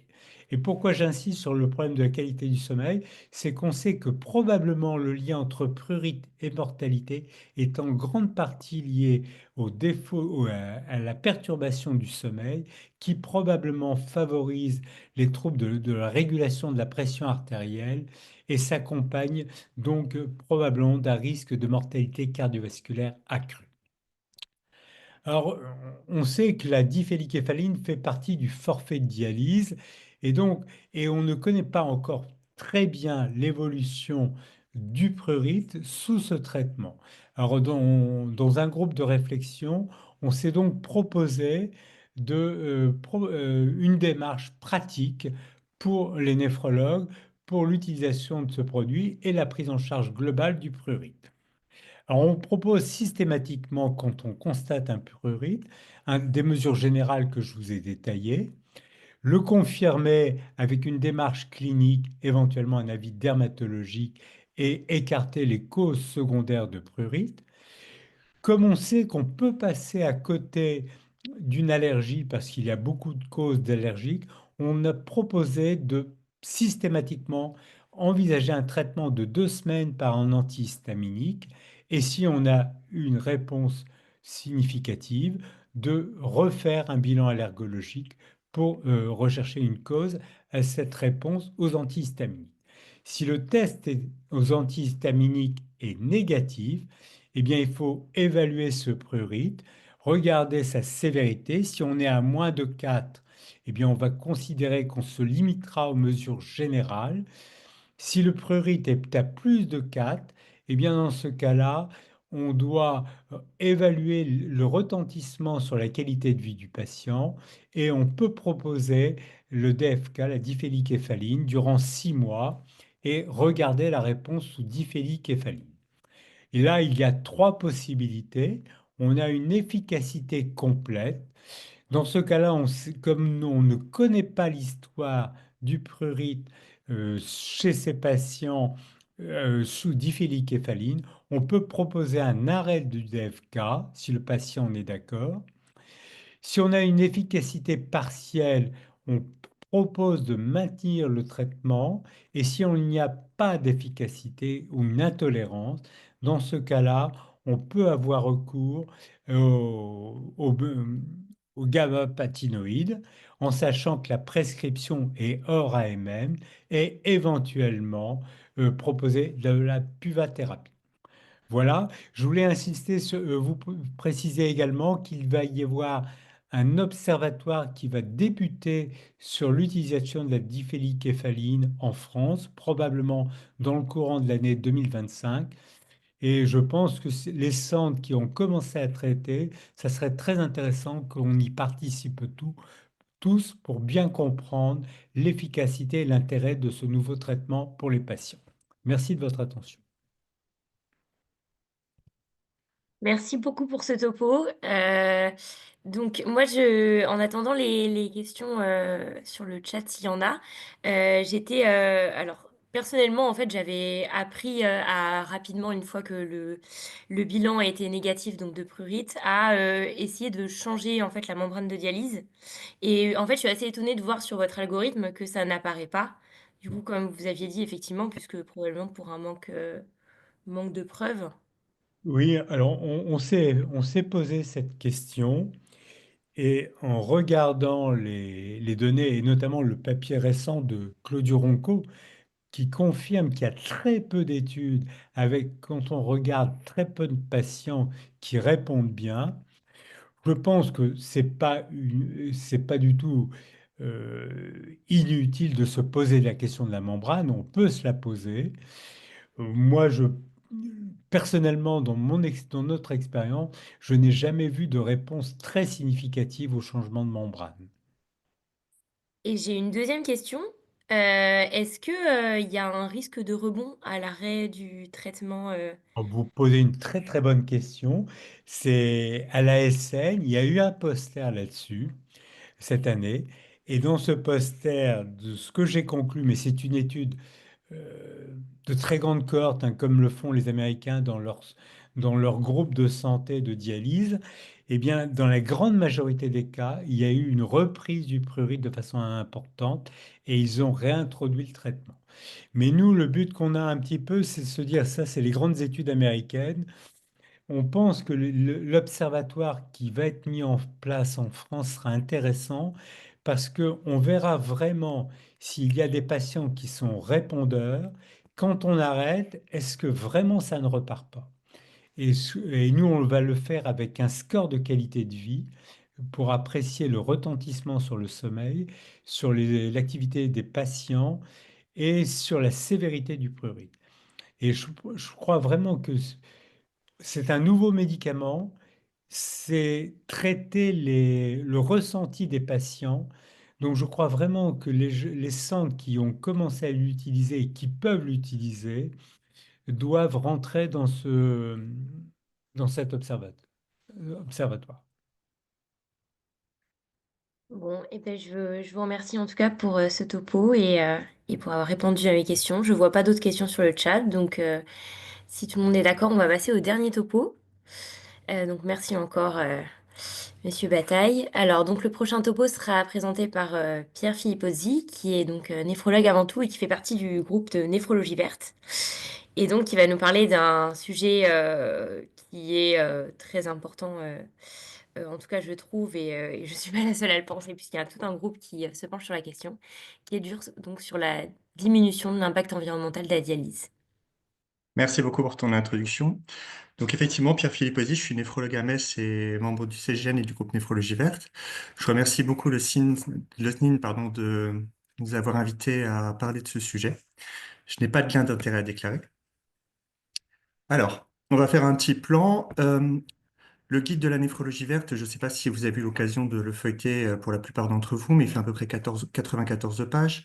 Donc, le but, c'est pas de faire un catalogue, en fait, et de regarder dans le détail, en fait, tout ce que dit ce guide, parce que là, je vais vous perdre et on va pas pouvoir aborder les choses correctement en 25 minutes.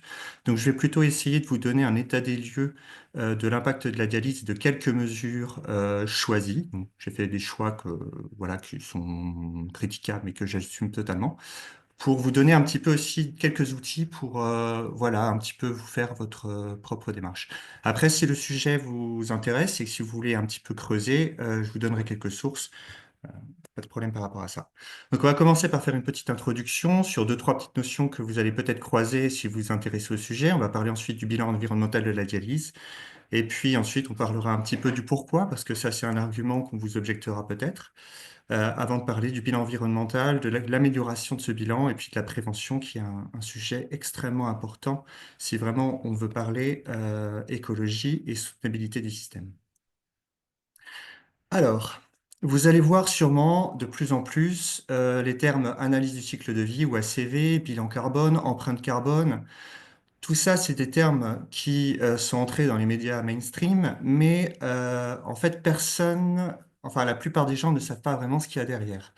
Je voulais quand même refaire un petit point là-dessus avant de commencer.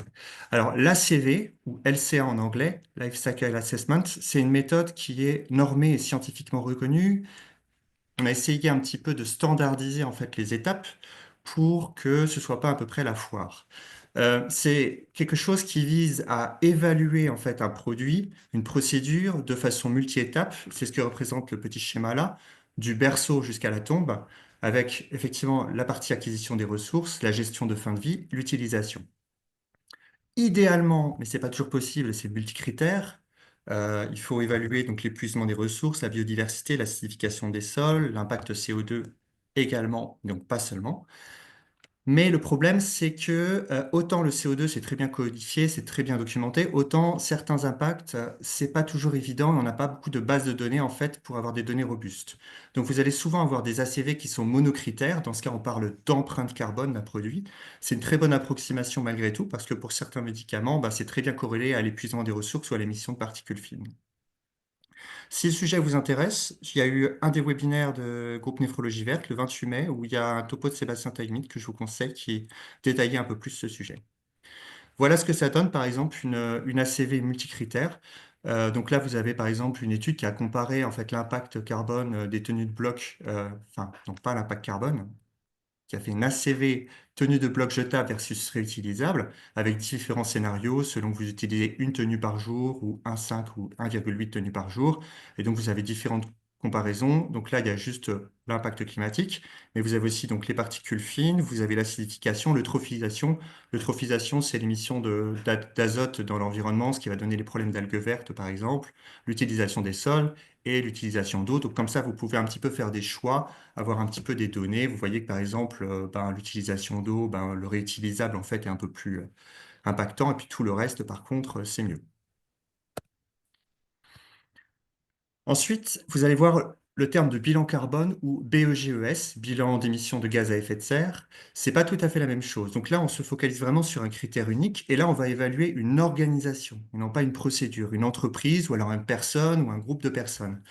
Le bilan carbone, faut vraiment le voir comme un outil d'amélioration et non pas de comparaison. C'est pas celui qui aura le meilleur bilan carbone.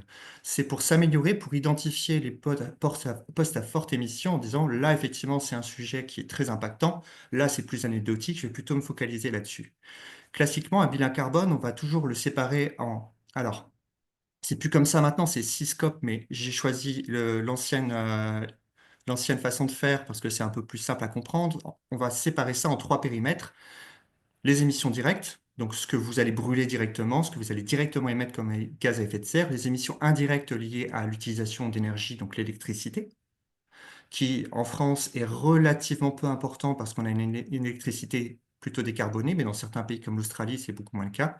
Et puis tout ce qui va être émissions indirectes, c'est-à-dire les achats, euh, entre autres. Quand vous verrez des entreprises qui disent qu'elles sont neutres en carbone, souvent, elles vont se focaliser sur le scope 1 et 2, donc sur leurs émissions directes, et elles vont totalement faire l'impasse sur les émissions indirectes. Donc, on peut faire ça, mais bon, sans commentaire. C'est pas véritablement le but si on veut être un minimum honnête. La troisième notion qui est très importante et que je voulais aborder avec vous avant de commencer le topo proprement dit, c'est la notion de soins éco-responsables. Et ça, c'est quelque chose que je vais reciter quelques fois dans le topo, ou d'éco-conception des soins. Vous verrez parfois ce terme revenir parce que c'est un peu à la mode. La partie la plus importante, je l'ai mise en rouge, c'est un soin qui doit apporter une qualité, une sécurité et une pertinence égale pour le patient, tout en étant moins impactant pour l'environnement. Donc, le but de la démarche écologique en santé, c'est de proposer une qualité de soins égale. Et il ne faut pas être moins disant parce que déjà, là, on va se faire descendre. Et d'autre part, le but, c'est pas non plus de faire des soins au rabais. Donc cet impact peut aussi inclure des dimensions économiques et ou sociales, et ça concerne aussi bien la pratique de soins que l'organisation de soins. Voilà. Après cette petite introduction, on va partir sur un état des lieux. Quelle est l'empreinte carbone de la dialyse? Alors, petite chose, petite vue un peu générale. Donc, le secteur de la santé en France, c'est 2,5 millions d'emplois, c'est 9% de la population active, c'est 46 mégatonnes de CO2, c'est à peu près 8% des émissions françaises. L'objectif de Paris, pour atteindre les 1,5 degrés de réchauffement à la fin du siècle, c'est normalement 5% d'émissions en moins par an, ce qui est à peu près ce qu'on a perdu pendant le Covid. Donc, on est là, et pour atteindre les objectifs de l'accord de Paris, il faut descendre là. Donc, c'est colossal. Ce qu'il faut comprendre, c'est que ce qu'on ne fait pas dans un secteur, si on dit par exemple la santé, c'est sacralisé, il faudra faire des efforts supplémentaires dans les autres secteurs si on veut atteindre les objectifs de l'accord de Paris. Et on voit que certains secteurs, comme l'agriculture, sont déjà effectivement sous tension. Donc c'est difficile aussi de leur dire de faire plus d'efforts. Donc ça nous concerne quand même tous. Une grande partie des données que je vais pouvoir vous fournir sur l'impact carbone, l'empreinte carbone du système de soins, ça vient de ce rapport du SHIP Project, qui est un think tank dont le président est un peu connu, c'est Jean Covici, qui a fait un plan de transformation de l'économie française avec un volet santé qui est vraiment une source importante d'informations pour nous. Qu'est-ce que se dit ce rapport? Eh bien, que l'empreinte carbone du système de la santé, elle se répartit de cette façon-là. Et alors, vous voyez que vous avez deux gros postes d'émission, qui est vraiment l'achat de médicaments et l'achat de dispositifs médicaux. Je surveille le temps. On a en troisième poste l'alimentation, un bon 11%, le transport des visiteurs, mais aussi des professionnels qui va être à 13% en cumulé. Vous avez 8% pour ce qu'on appelle les immobilisations. Alors, c'est un terme un peu barbare qui veut parler en fait des gros équipements, donc la construction du bâtiment, le système informatique. Dans le cas de la dialyse, ça va être le circuit d'eau, par exemple. Une petite partie pour les déchets et les services. Et après, là, on a vu que les scope 3, c'est-à-dire les émissions indirectes en bleu. Et là, seulement on attaque les émissions directes. Où vous avez, grosso modo, les émissions directes, ça va être le chauffage. Et puis après, vous avez 4% pour les gaz médicaux et la consommation d'électricité ou la clim. Si je regarde un peu plus en détail l'hémodialyse, alors vous commencez à avoir des données qui sont de plus en plus nombreuses. Euh, En France, il y a ma collègue du groupe Néphrologie Verte, AFSA, Achat, qui a pas mal travaillé là-dessus. Euh, Grosso modo, ce qu'il faut vous dire, c'est que l'empreinte carbone d'un Français, on est à peu près autour de 10 tonnes par an. Il faudrait être à 2 tonnes pour atteindre les objectifs de l'accord de Paris. Et si vous êtes hémodialysé, ben, vous allez doubler votre impact. Euh, on est à peu près sur 9 tonnes de CO2 par patient sur un centre de dialyse. Alors, on peut varier un petit peu selon les bilans carbone qui ont été réalisés. Certains centres vont être un peu moins impactants que d'autres. Vous voyez sur le tableau des échelles qui vont aller de 5 à 10. Grosso modo, ça peut quand même assez varier si vous êtes un petit centre en périphérie où là, vous allez avoir beaucoup plus d'impact, peut-être des immobilisations parce que vous allez moins amortir vos équipements, ou si vous avez un gros centre où les patients vont venir de très loin, où là, vous allez avoir une plus grosse part des déplacements. Mais ça, c'est un peu l'ordre d'idée, grosso modo, compter 10 tonnes par patient. La répartition, vous avez un gros 30% sur les achats de produits, de médicaments, de services, 25% pour les déplacements, très gros sujet les déplacements. L'immobilisation, donc ce que j'ai dit, le circuit d'eau, la construction de bâtiments, effectivement, ça va représenter 31%. Vous avez le reste qui va se partager entre fret, déchets et énergie. Si on regarde les chiffres différemment, on va parler un petit peu de la consommation. Grosso modo, euh, un patient dialysé va consommer à peu près la moitié de ce que consomme un foyer français en électricité. Vous avez 16,3 kWh sur une séance de dialyse en moyenne, 382 litres d'eau, c'est-à-dire 60 mètres cubes par an par patient. Donc c'est à peu près 0,1% de la consommation d'eau française pour les 40 000 patients hémodialysés. 1,7 à 2,5 kg de déchets. Et puis, vous rapportez à ça aussi le transport du soignant qui, en plus d'avoir un coût carbone, a aussi un coût financier qui est important. Alors, je serais quand même très partial si je ne vous parlais pas des autres techniques. Jusqu'à il y a peu de temps, j'avais très peu de données à vous donner sur l'ADP. Si on avait fait ce webinaire il y a un an, je vous aurais dit, bah, j'ai pas grand-chose. Il y a une étude australienne qui a été décortiqué dans une de nos bibliographies des jeunes néphrologues par ma collègue Marion Delafosse, que je vous invite à consulter, où on avait des données un peu plus robustes et grosso modo, la dialyse péritonéale est à peu près 2 fois moins impactante en CO2 que l'hémodialyse. Alors après, ça peut varier en fonction bien sûr du nombre et du volume d'échange, du lieu d'habitation, de la présence ou non d'une infirmière qui va venir à domicile. Si on regarde la transplantation rénale, très très peu d'études. J'ai trouvé une communication en congrès qui disait que, ben, grosso modo, l'impact de la transplantation réduisait de façon importante, de 95% par rapport à l'hémodialyse. Bon, ce qui est quand même relativement rassurant, mais j'ai pas vu de grande étude avec voilà, une analyse en cycle de vie. Ce qui est quand même assez rassurant, c'est que j'ai fait un petit calcul maison en regardant les empreintes carbone de différents médicaments anti-rejet qu'on utilise de façon courante. Et grosso modo, ben, si vous regardez en fait le traitement anti-rejet d'un transplanté, vous êtes à 276 kg de CO2 par an, ce qui va représenter quand même pour un greffé depuis quelques années une grande partie de son empreinte carbone et qui est beaucoup moins que sur l'hémodialyse. Et puis ben, la troisième option, pas de données sur le traitement conservateur, mais je pense qu'il n'y a pas de débat pour dire que c'est moins impactant. Alors, vous allez peut-être trouver des gens qui vont vous dire que c'est peut-être pas aux soignants de se soucier du problème environnemental, parce que là, on a d'autres chats à fouetter. En plus, on a Lord Voldemort qui est revenu, donc bon, ça va peut-être pas être la priorité dans les années à venir, l'écologie. Alors, si vous faites ça, vous faites du détournement. C'est-à-dire que vous pointez en fait le fait que c'est à d'autres personnes d'agir, que notre empreinte carbone elle est négligeable par rapport à d'autres, que c'est pas à nous de faire. C'est une excuse qui est très souvent utilisée en fait pour retarder l'action dans le changement climatique. Il y en a d'autres que je vous laisserai consulter sur le site que j'ai mis en commentaire en dessous. Le but, c'est pas de les détailler. Et puis, c'est aussi pas très très pertinent de raisonner comme ça parce que au final, en fait, le but, c'est pas seulement d'atteindre les objectifs de l'accord de Paris. On sait tous au fond de nous qu'on est très mal parti pour y arriver au 1,5 degré. Mais si on n'arrive pas au 1,5 degré, l'objectif c'est 1,6 degré. C'est pas, c'est le cataclysme, tout est foutu, on peut plus rien faire. C'est idiot de raisonner comme ça parce que en fait, chaque tonne de CO2 non émise permettra de diminuer les impacts. Et on voit que si on passe de 1,5 à 2 degrés, ben on a la perte d'espèces végétales qui est doublée, on a l'impact sur les récifs coralliens qui est majoré, les événements extrêmes qui augmentent.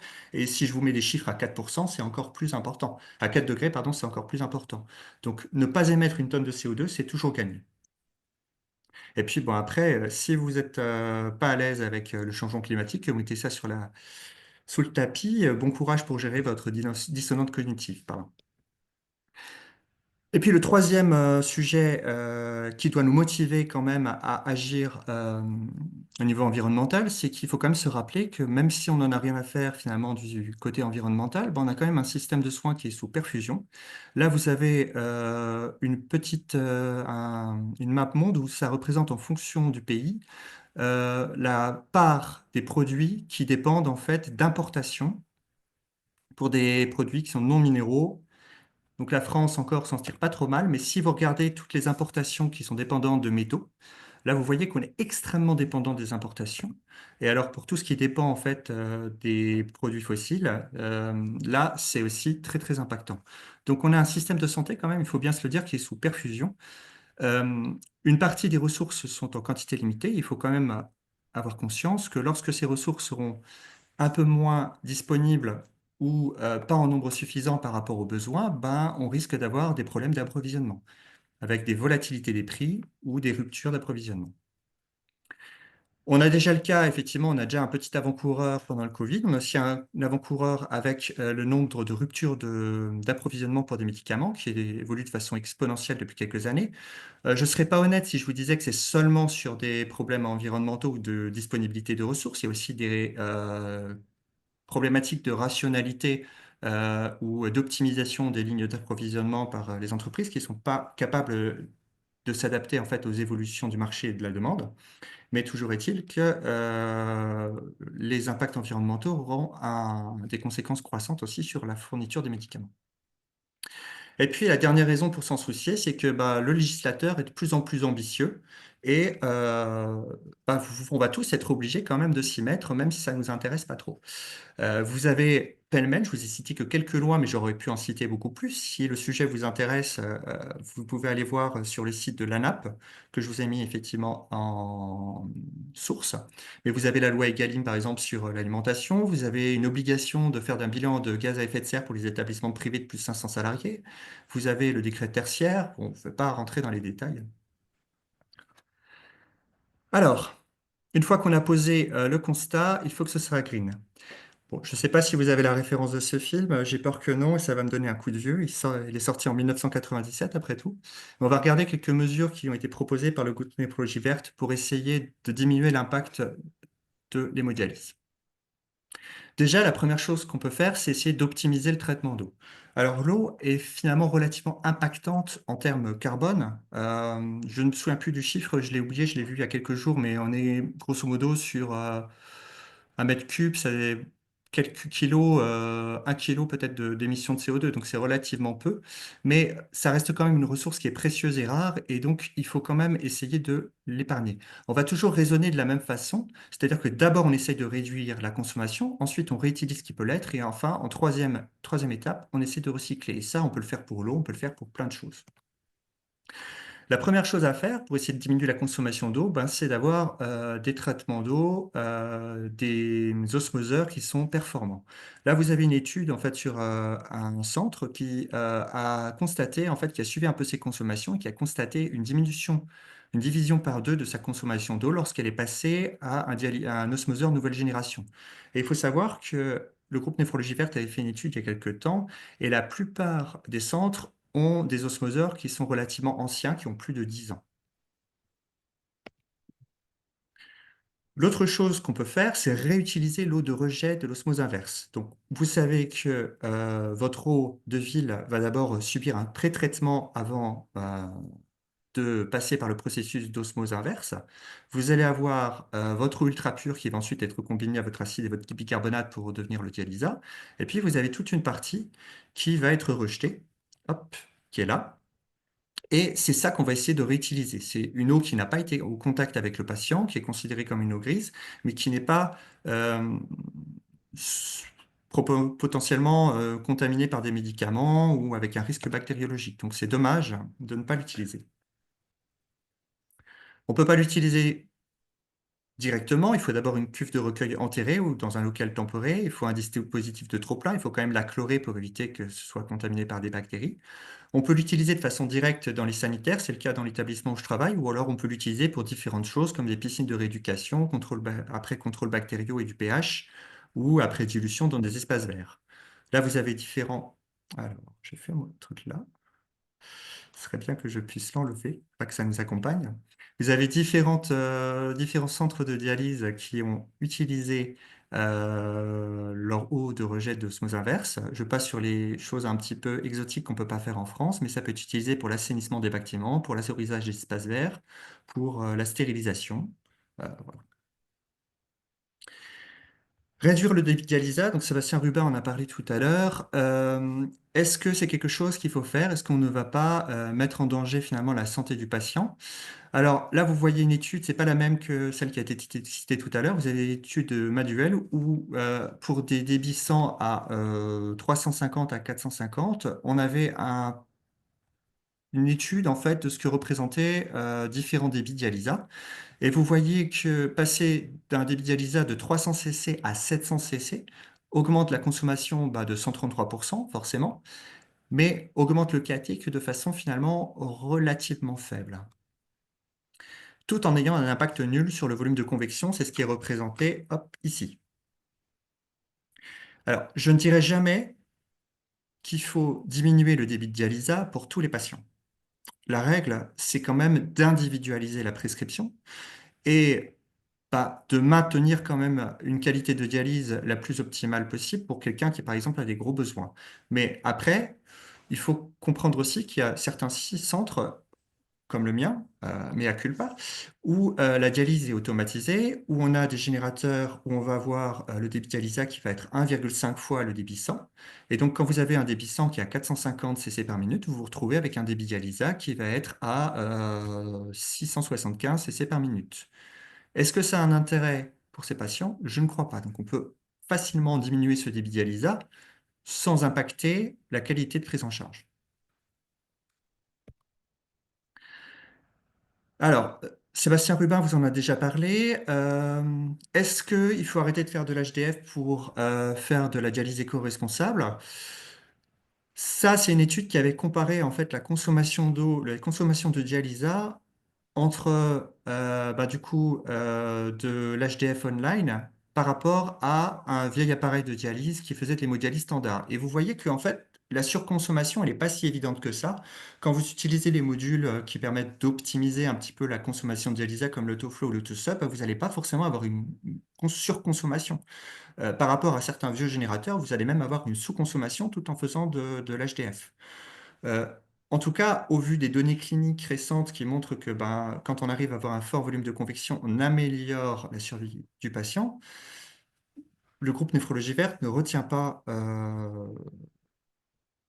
la promotion de l'HD par rapport à l'HDF comme méthode pour essayer de réduire l'impact de la dialyse. La gestion des déchets, très important. Alors, il faut vraiment avoir en tête que une tonne de déchets, ça a un impact carbone, surtout en fonction de la façon dont vous le triez. Si vous jetez des lignes qui ne sont pas vidangées, vous allez traiter de l'eau, de la flotte.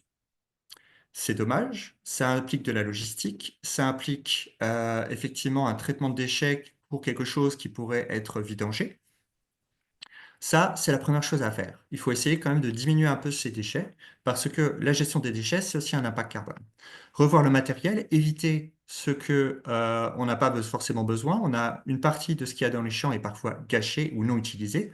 Par exemple, vous avez des champs des sets de dialyse pardon, qui sont préfaits qui vont contenir des garrots. Pour certains patients, ça va pas forcément être nécessaire. Si vous avez une fistule, par exemple, qui débite énormément, qui va être très tendue, on va pas forcément l'utiliser.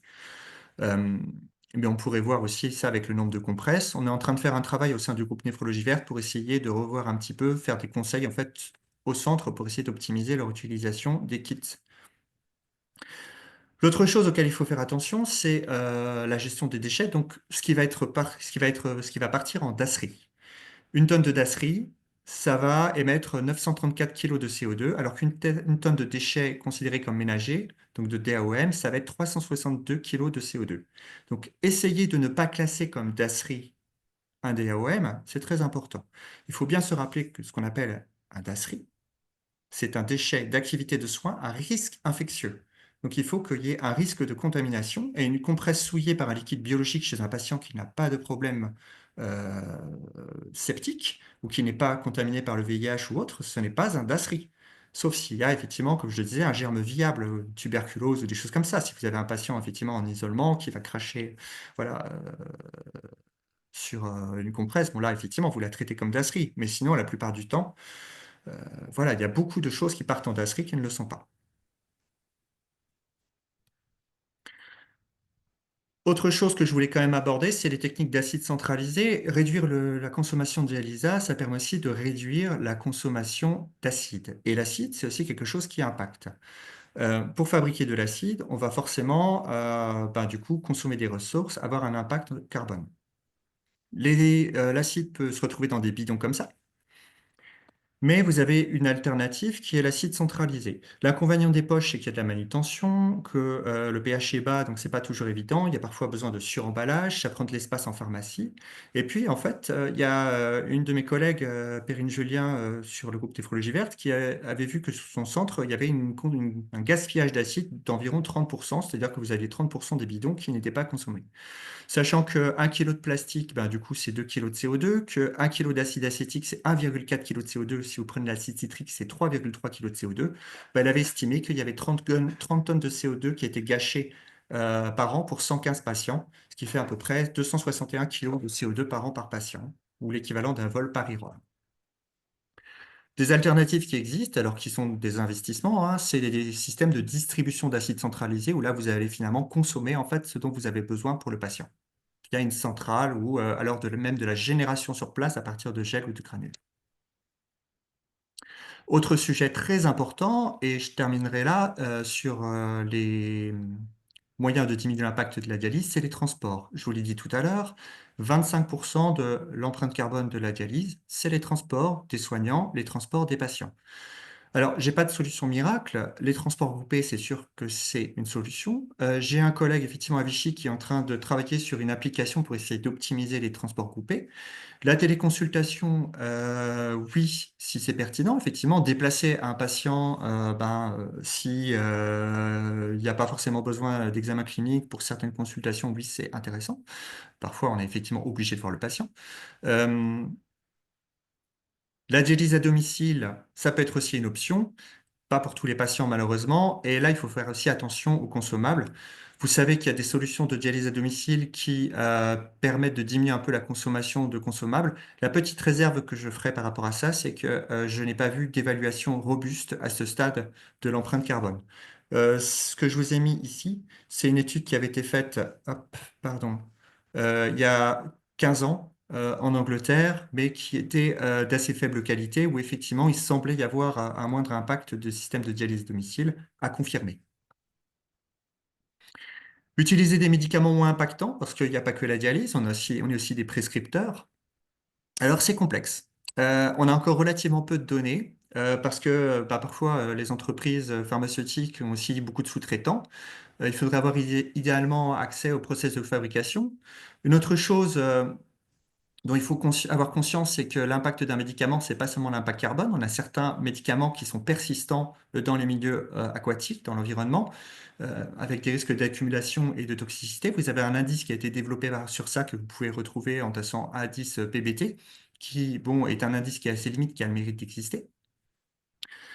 Et puis pour l'impact carbone des médicaments, vous avez quand même des choses qui commencent à apparaître. Vous avez le site Healthcare LCA qui répertorie effectivement toutes les études en analyse de cycle de vie. Donc là, vous avez par exemple l'étude que j'ai citée tout à l'heure sur la dialyse péritonéale qui est répertoriée. Vous avez les sacs d'infusion de morphine. Vous avez différents données qui sont présentées.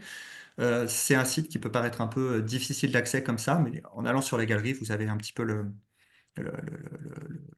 résumé des études qui est là. Et puis, il y a aussi une initiative que je tiens à souligner et à encourager, c'est l'initiative donc, de Sébastien Taimi que j'avais cité tout à l'heure, qui a fait le site Ecovamed, pas tout seul, mais qui essaye d'évaluer en fait, l'impact carbone des médicaments. Et donc, on commence à avoir des choses quand même, hein. C'est un site qui est en restriction d'accès, mais vous pouvez faire la demande et en tant que professionnel de santé, vous aurez l'accès qui vous sera généralement assuré. Et puis la dernière chose que je voulais aborder, c'était quand même la prévention, parce que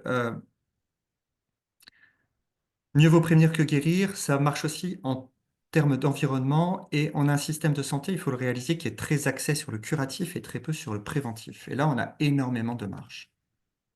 Le rapport du Shift Project, dont je vous ai parlé tout à l'heure, sur la décarbonation de l'économie française, estimait que même en optimisant le système de soins français, on restait quand même avec un objectif de réduction du CO2 qui n'était pas atteint. Et estimait qu'on pouvait économiser encore plusieurs millions de tonnes de CO2 avec la prévention.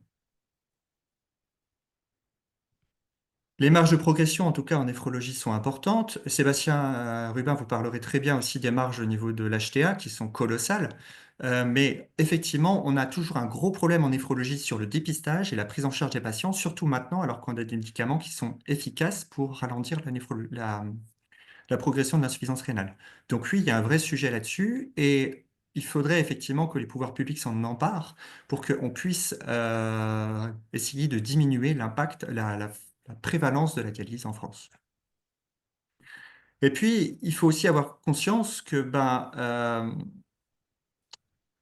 tous les systèmes de santé dans le monde ne sont pas équivalents.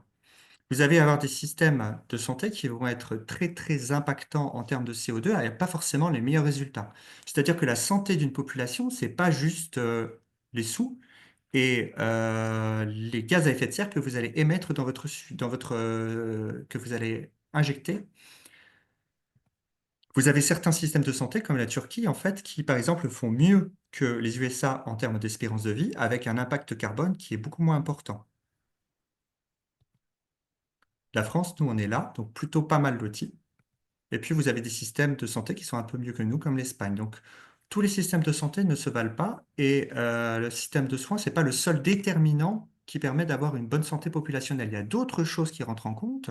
Il y a aussi la façon dont finalement la société s'organise pour essayer de prendre soin de la santé des individus. Vous avez la prévention. Voilà, il y a d'autres choses qui rentrent en compte. Il faut aussi avoir conscience que certaines pollutions modernes peuvent aussi avoir un impact et peuvent finalement limiter ce que la médecine moderne nous a permis d'avoir. Les effets du changement climatique, ils ont encore un impact relativement peu important sur la santé, mais ils vont croître avec le temps. Mais ce qu'on peut déjà mesurer, en fait, c'est les impacts de la pollution sur la santé. Je vais vous citer juste deux choses. Le monsieur que j'ai mis en petite vignette, c'est l'auteur de ce petit livre qui est très intéressant à lire et qui n'est pas si déprimant que ça malgré le titre, qui s'appelle Le suicide de l'espèce. C'est un gastro-entérologue et un épidémiologiste qui s'appelle Jean-David Zetoun, et il vous explique qu'effectivement, diminuer la pollution, ça a quelque chose de très mobilisateur par rapport au travail sur le changement climatique, parce que c'est des co-bénéfices qu'on va avoir rapidement. C'est des résultats qui vont être concentrés sur les populations qui font les efforts. ce qui est bon pour le climat est bon pour la santé, comme pourrait le résumer l'adage. Donc, on a aussi énormément de choses à faire qui permettraient de diminuer un petit peu l'impact sur l'espérance de vie. Un des exemples que je voulais vous citer, c'est la pollution aux particules fines, qui est un problème de santé majeur en Afrique, mais qui est aussi un problème de santé publique, certes moins important à l'échelle globale en France, mais qui tue presque autant que le tabac, avec 40 000 morts par an pour les PM2,5, les petites particules, et 7 000 morts par an pour le dioxyde d'azote, soit 7 à 1% de la mortalité annuelle. Et il faut savoir que les particules fines, ça ne donne pas seulement des problèmes respiratoires, ça va passer dans le sang, ça va diffuser dans le corps et ça va donner des problèmes de stress oxydatif, d'atteinte au niveau de la microcirculation, avec des maladies cardiovasculaires qui ne vont pas forcément être faciles à distinguer de la mortalité globale, comme par exemple des AVC ou alors des SCA. Et vous voyez ici que oui, il y a aussi des études qui montrent que ça a un impact en termes de santé rénale. C'est des études essentiellement chinoises en fait, mais on voit très bien que dans les endroits où il y a une forte pollution de particules fines, vous avez un surrisque pour les maladies rénales. L'autre étude que je voulais vous citer, c'était une étude qui est sortie en début de l'année, qui pour moi est l'étude de l'année, sur les microplastiques, qui a été réalisée en Italie. Vous aviez 257 patients pris en charge pour une endartérectomie sur une sténose carotidienne asymptomatique. Et sur 60% de ces patients, vous aviez en fait des micros et des nanoplastiques, essentiellement du polyéthylène, dans la pièce opératoire. Les patients qui avaient des microplastiques dans leur plaque avaient des marqueurs inflammatoires plus élevés, une teneur en collagène moindre. Et ce qui est fort en fait dans cette étude, c'est qu'ils ont fait un suivi prospectif en fait des patients selon la présence ou pas de microplastiques et ils se sont rendus compte en fait qu'il y avait une surmortalité importante dans le groupe microplastique avec un hazard ratio à 4,53, ce qui est colossal. Alors oui, on peut faire des critiques sur cette étude, disant que tout n'a pas été pris en compte, comme par exemple l'alimentation. Mais enfin bon, j'ai du mal à croire qu'avec un hazard ratio pareil, en fait, ce soit juste un problème de facteurs confondants. Sur les reins, si le sujet vous intéresse, vous avez beaucoup moins de niveau de preuve, mais vous avez aussi quelques études qui émergent sur le rôle des microplastiques sur les maladies rénales, avec surtout des choses un peu in vitro, mais les microplastiques peuvent passer au niveau du rein, donc c'est peut-être un sujet émergent dont il va falloir se préoccuper de plus en plus. Donc voilà, je voulais quand même vous en parler de la prévention, parce qu'il faut bien avoir conscience qu'on fait beaucoup l'impact sur la prévention individuelle chez les patients, en leur disant de faire de l'activité physique, de moins fumer, voilà, de manger sain. Mais la pollution, c'est quand même quelque chose qui menace effectivement une partie des progrès qu'on a eu au cours des dernières années.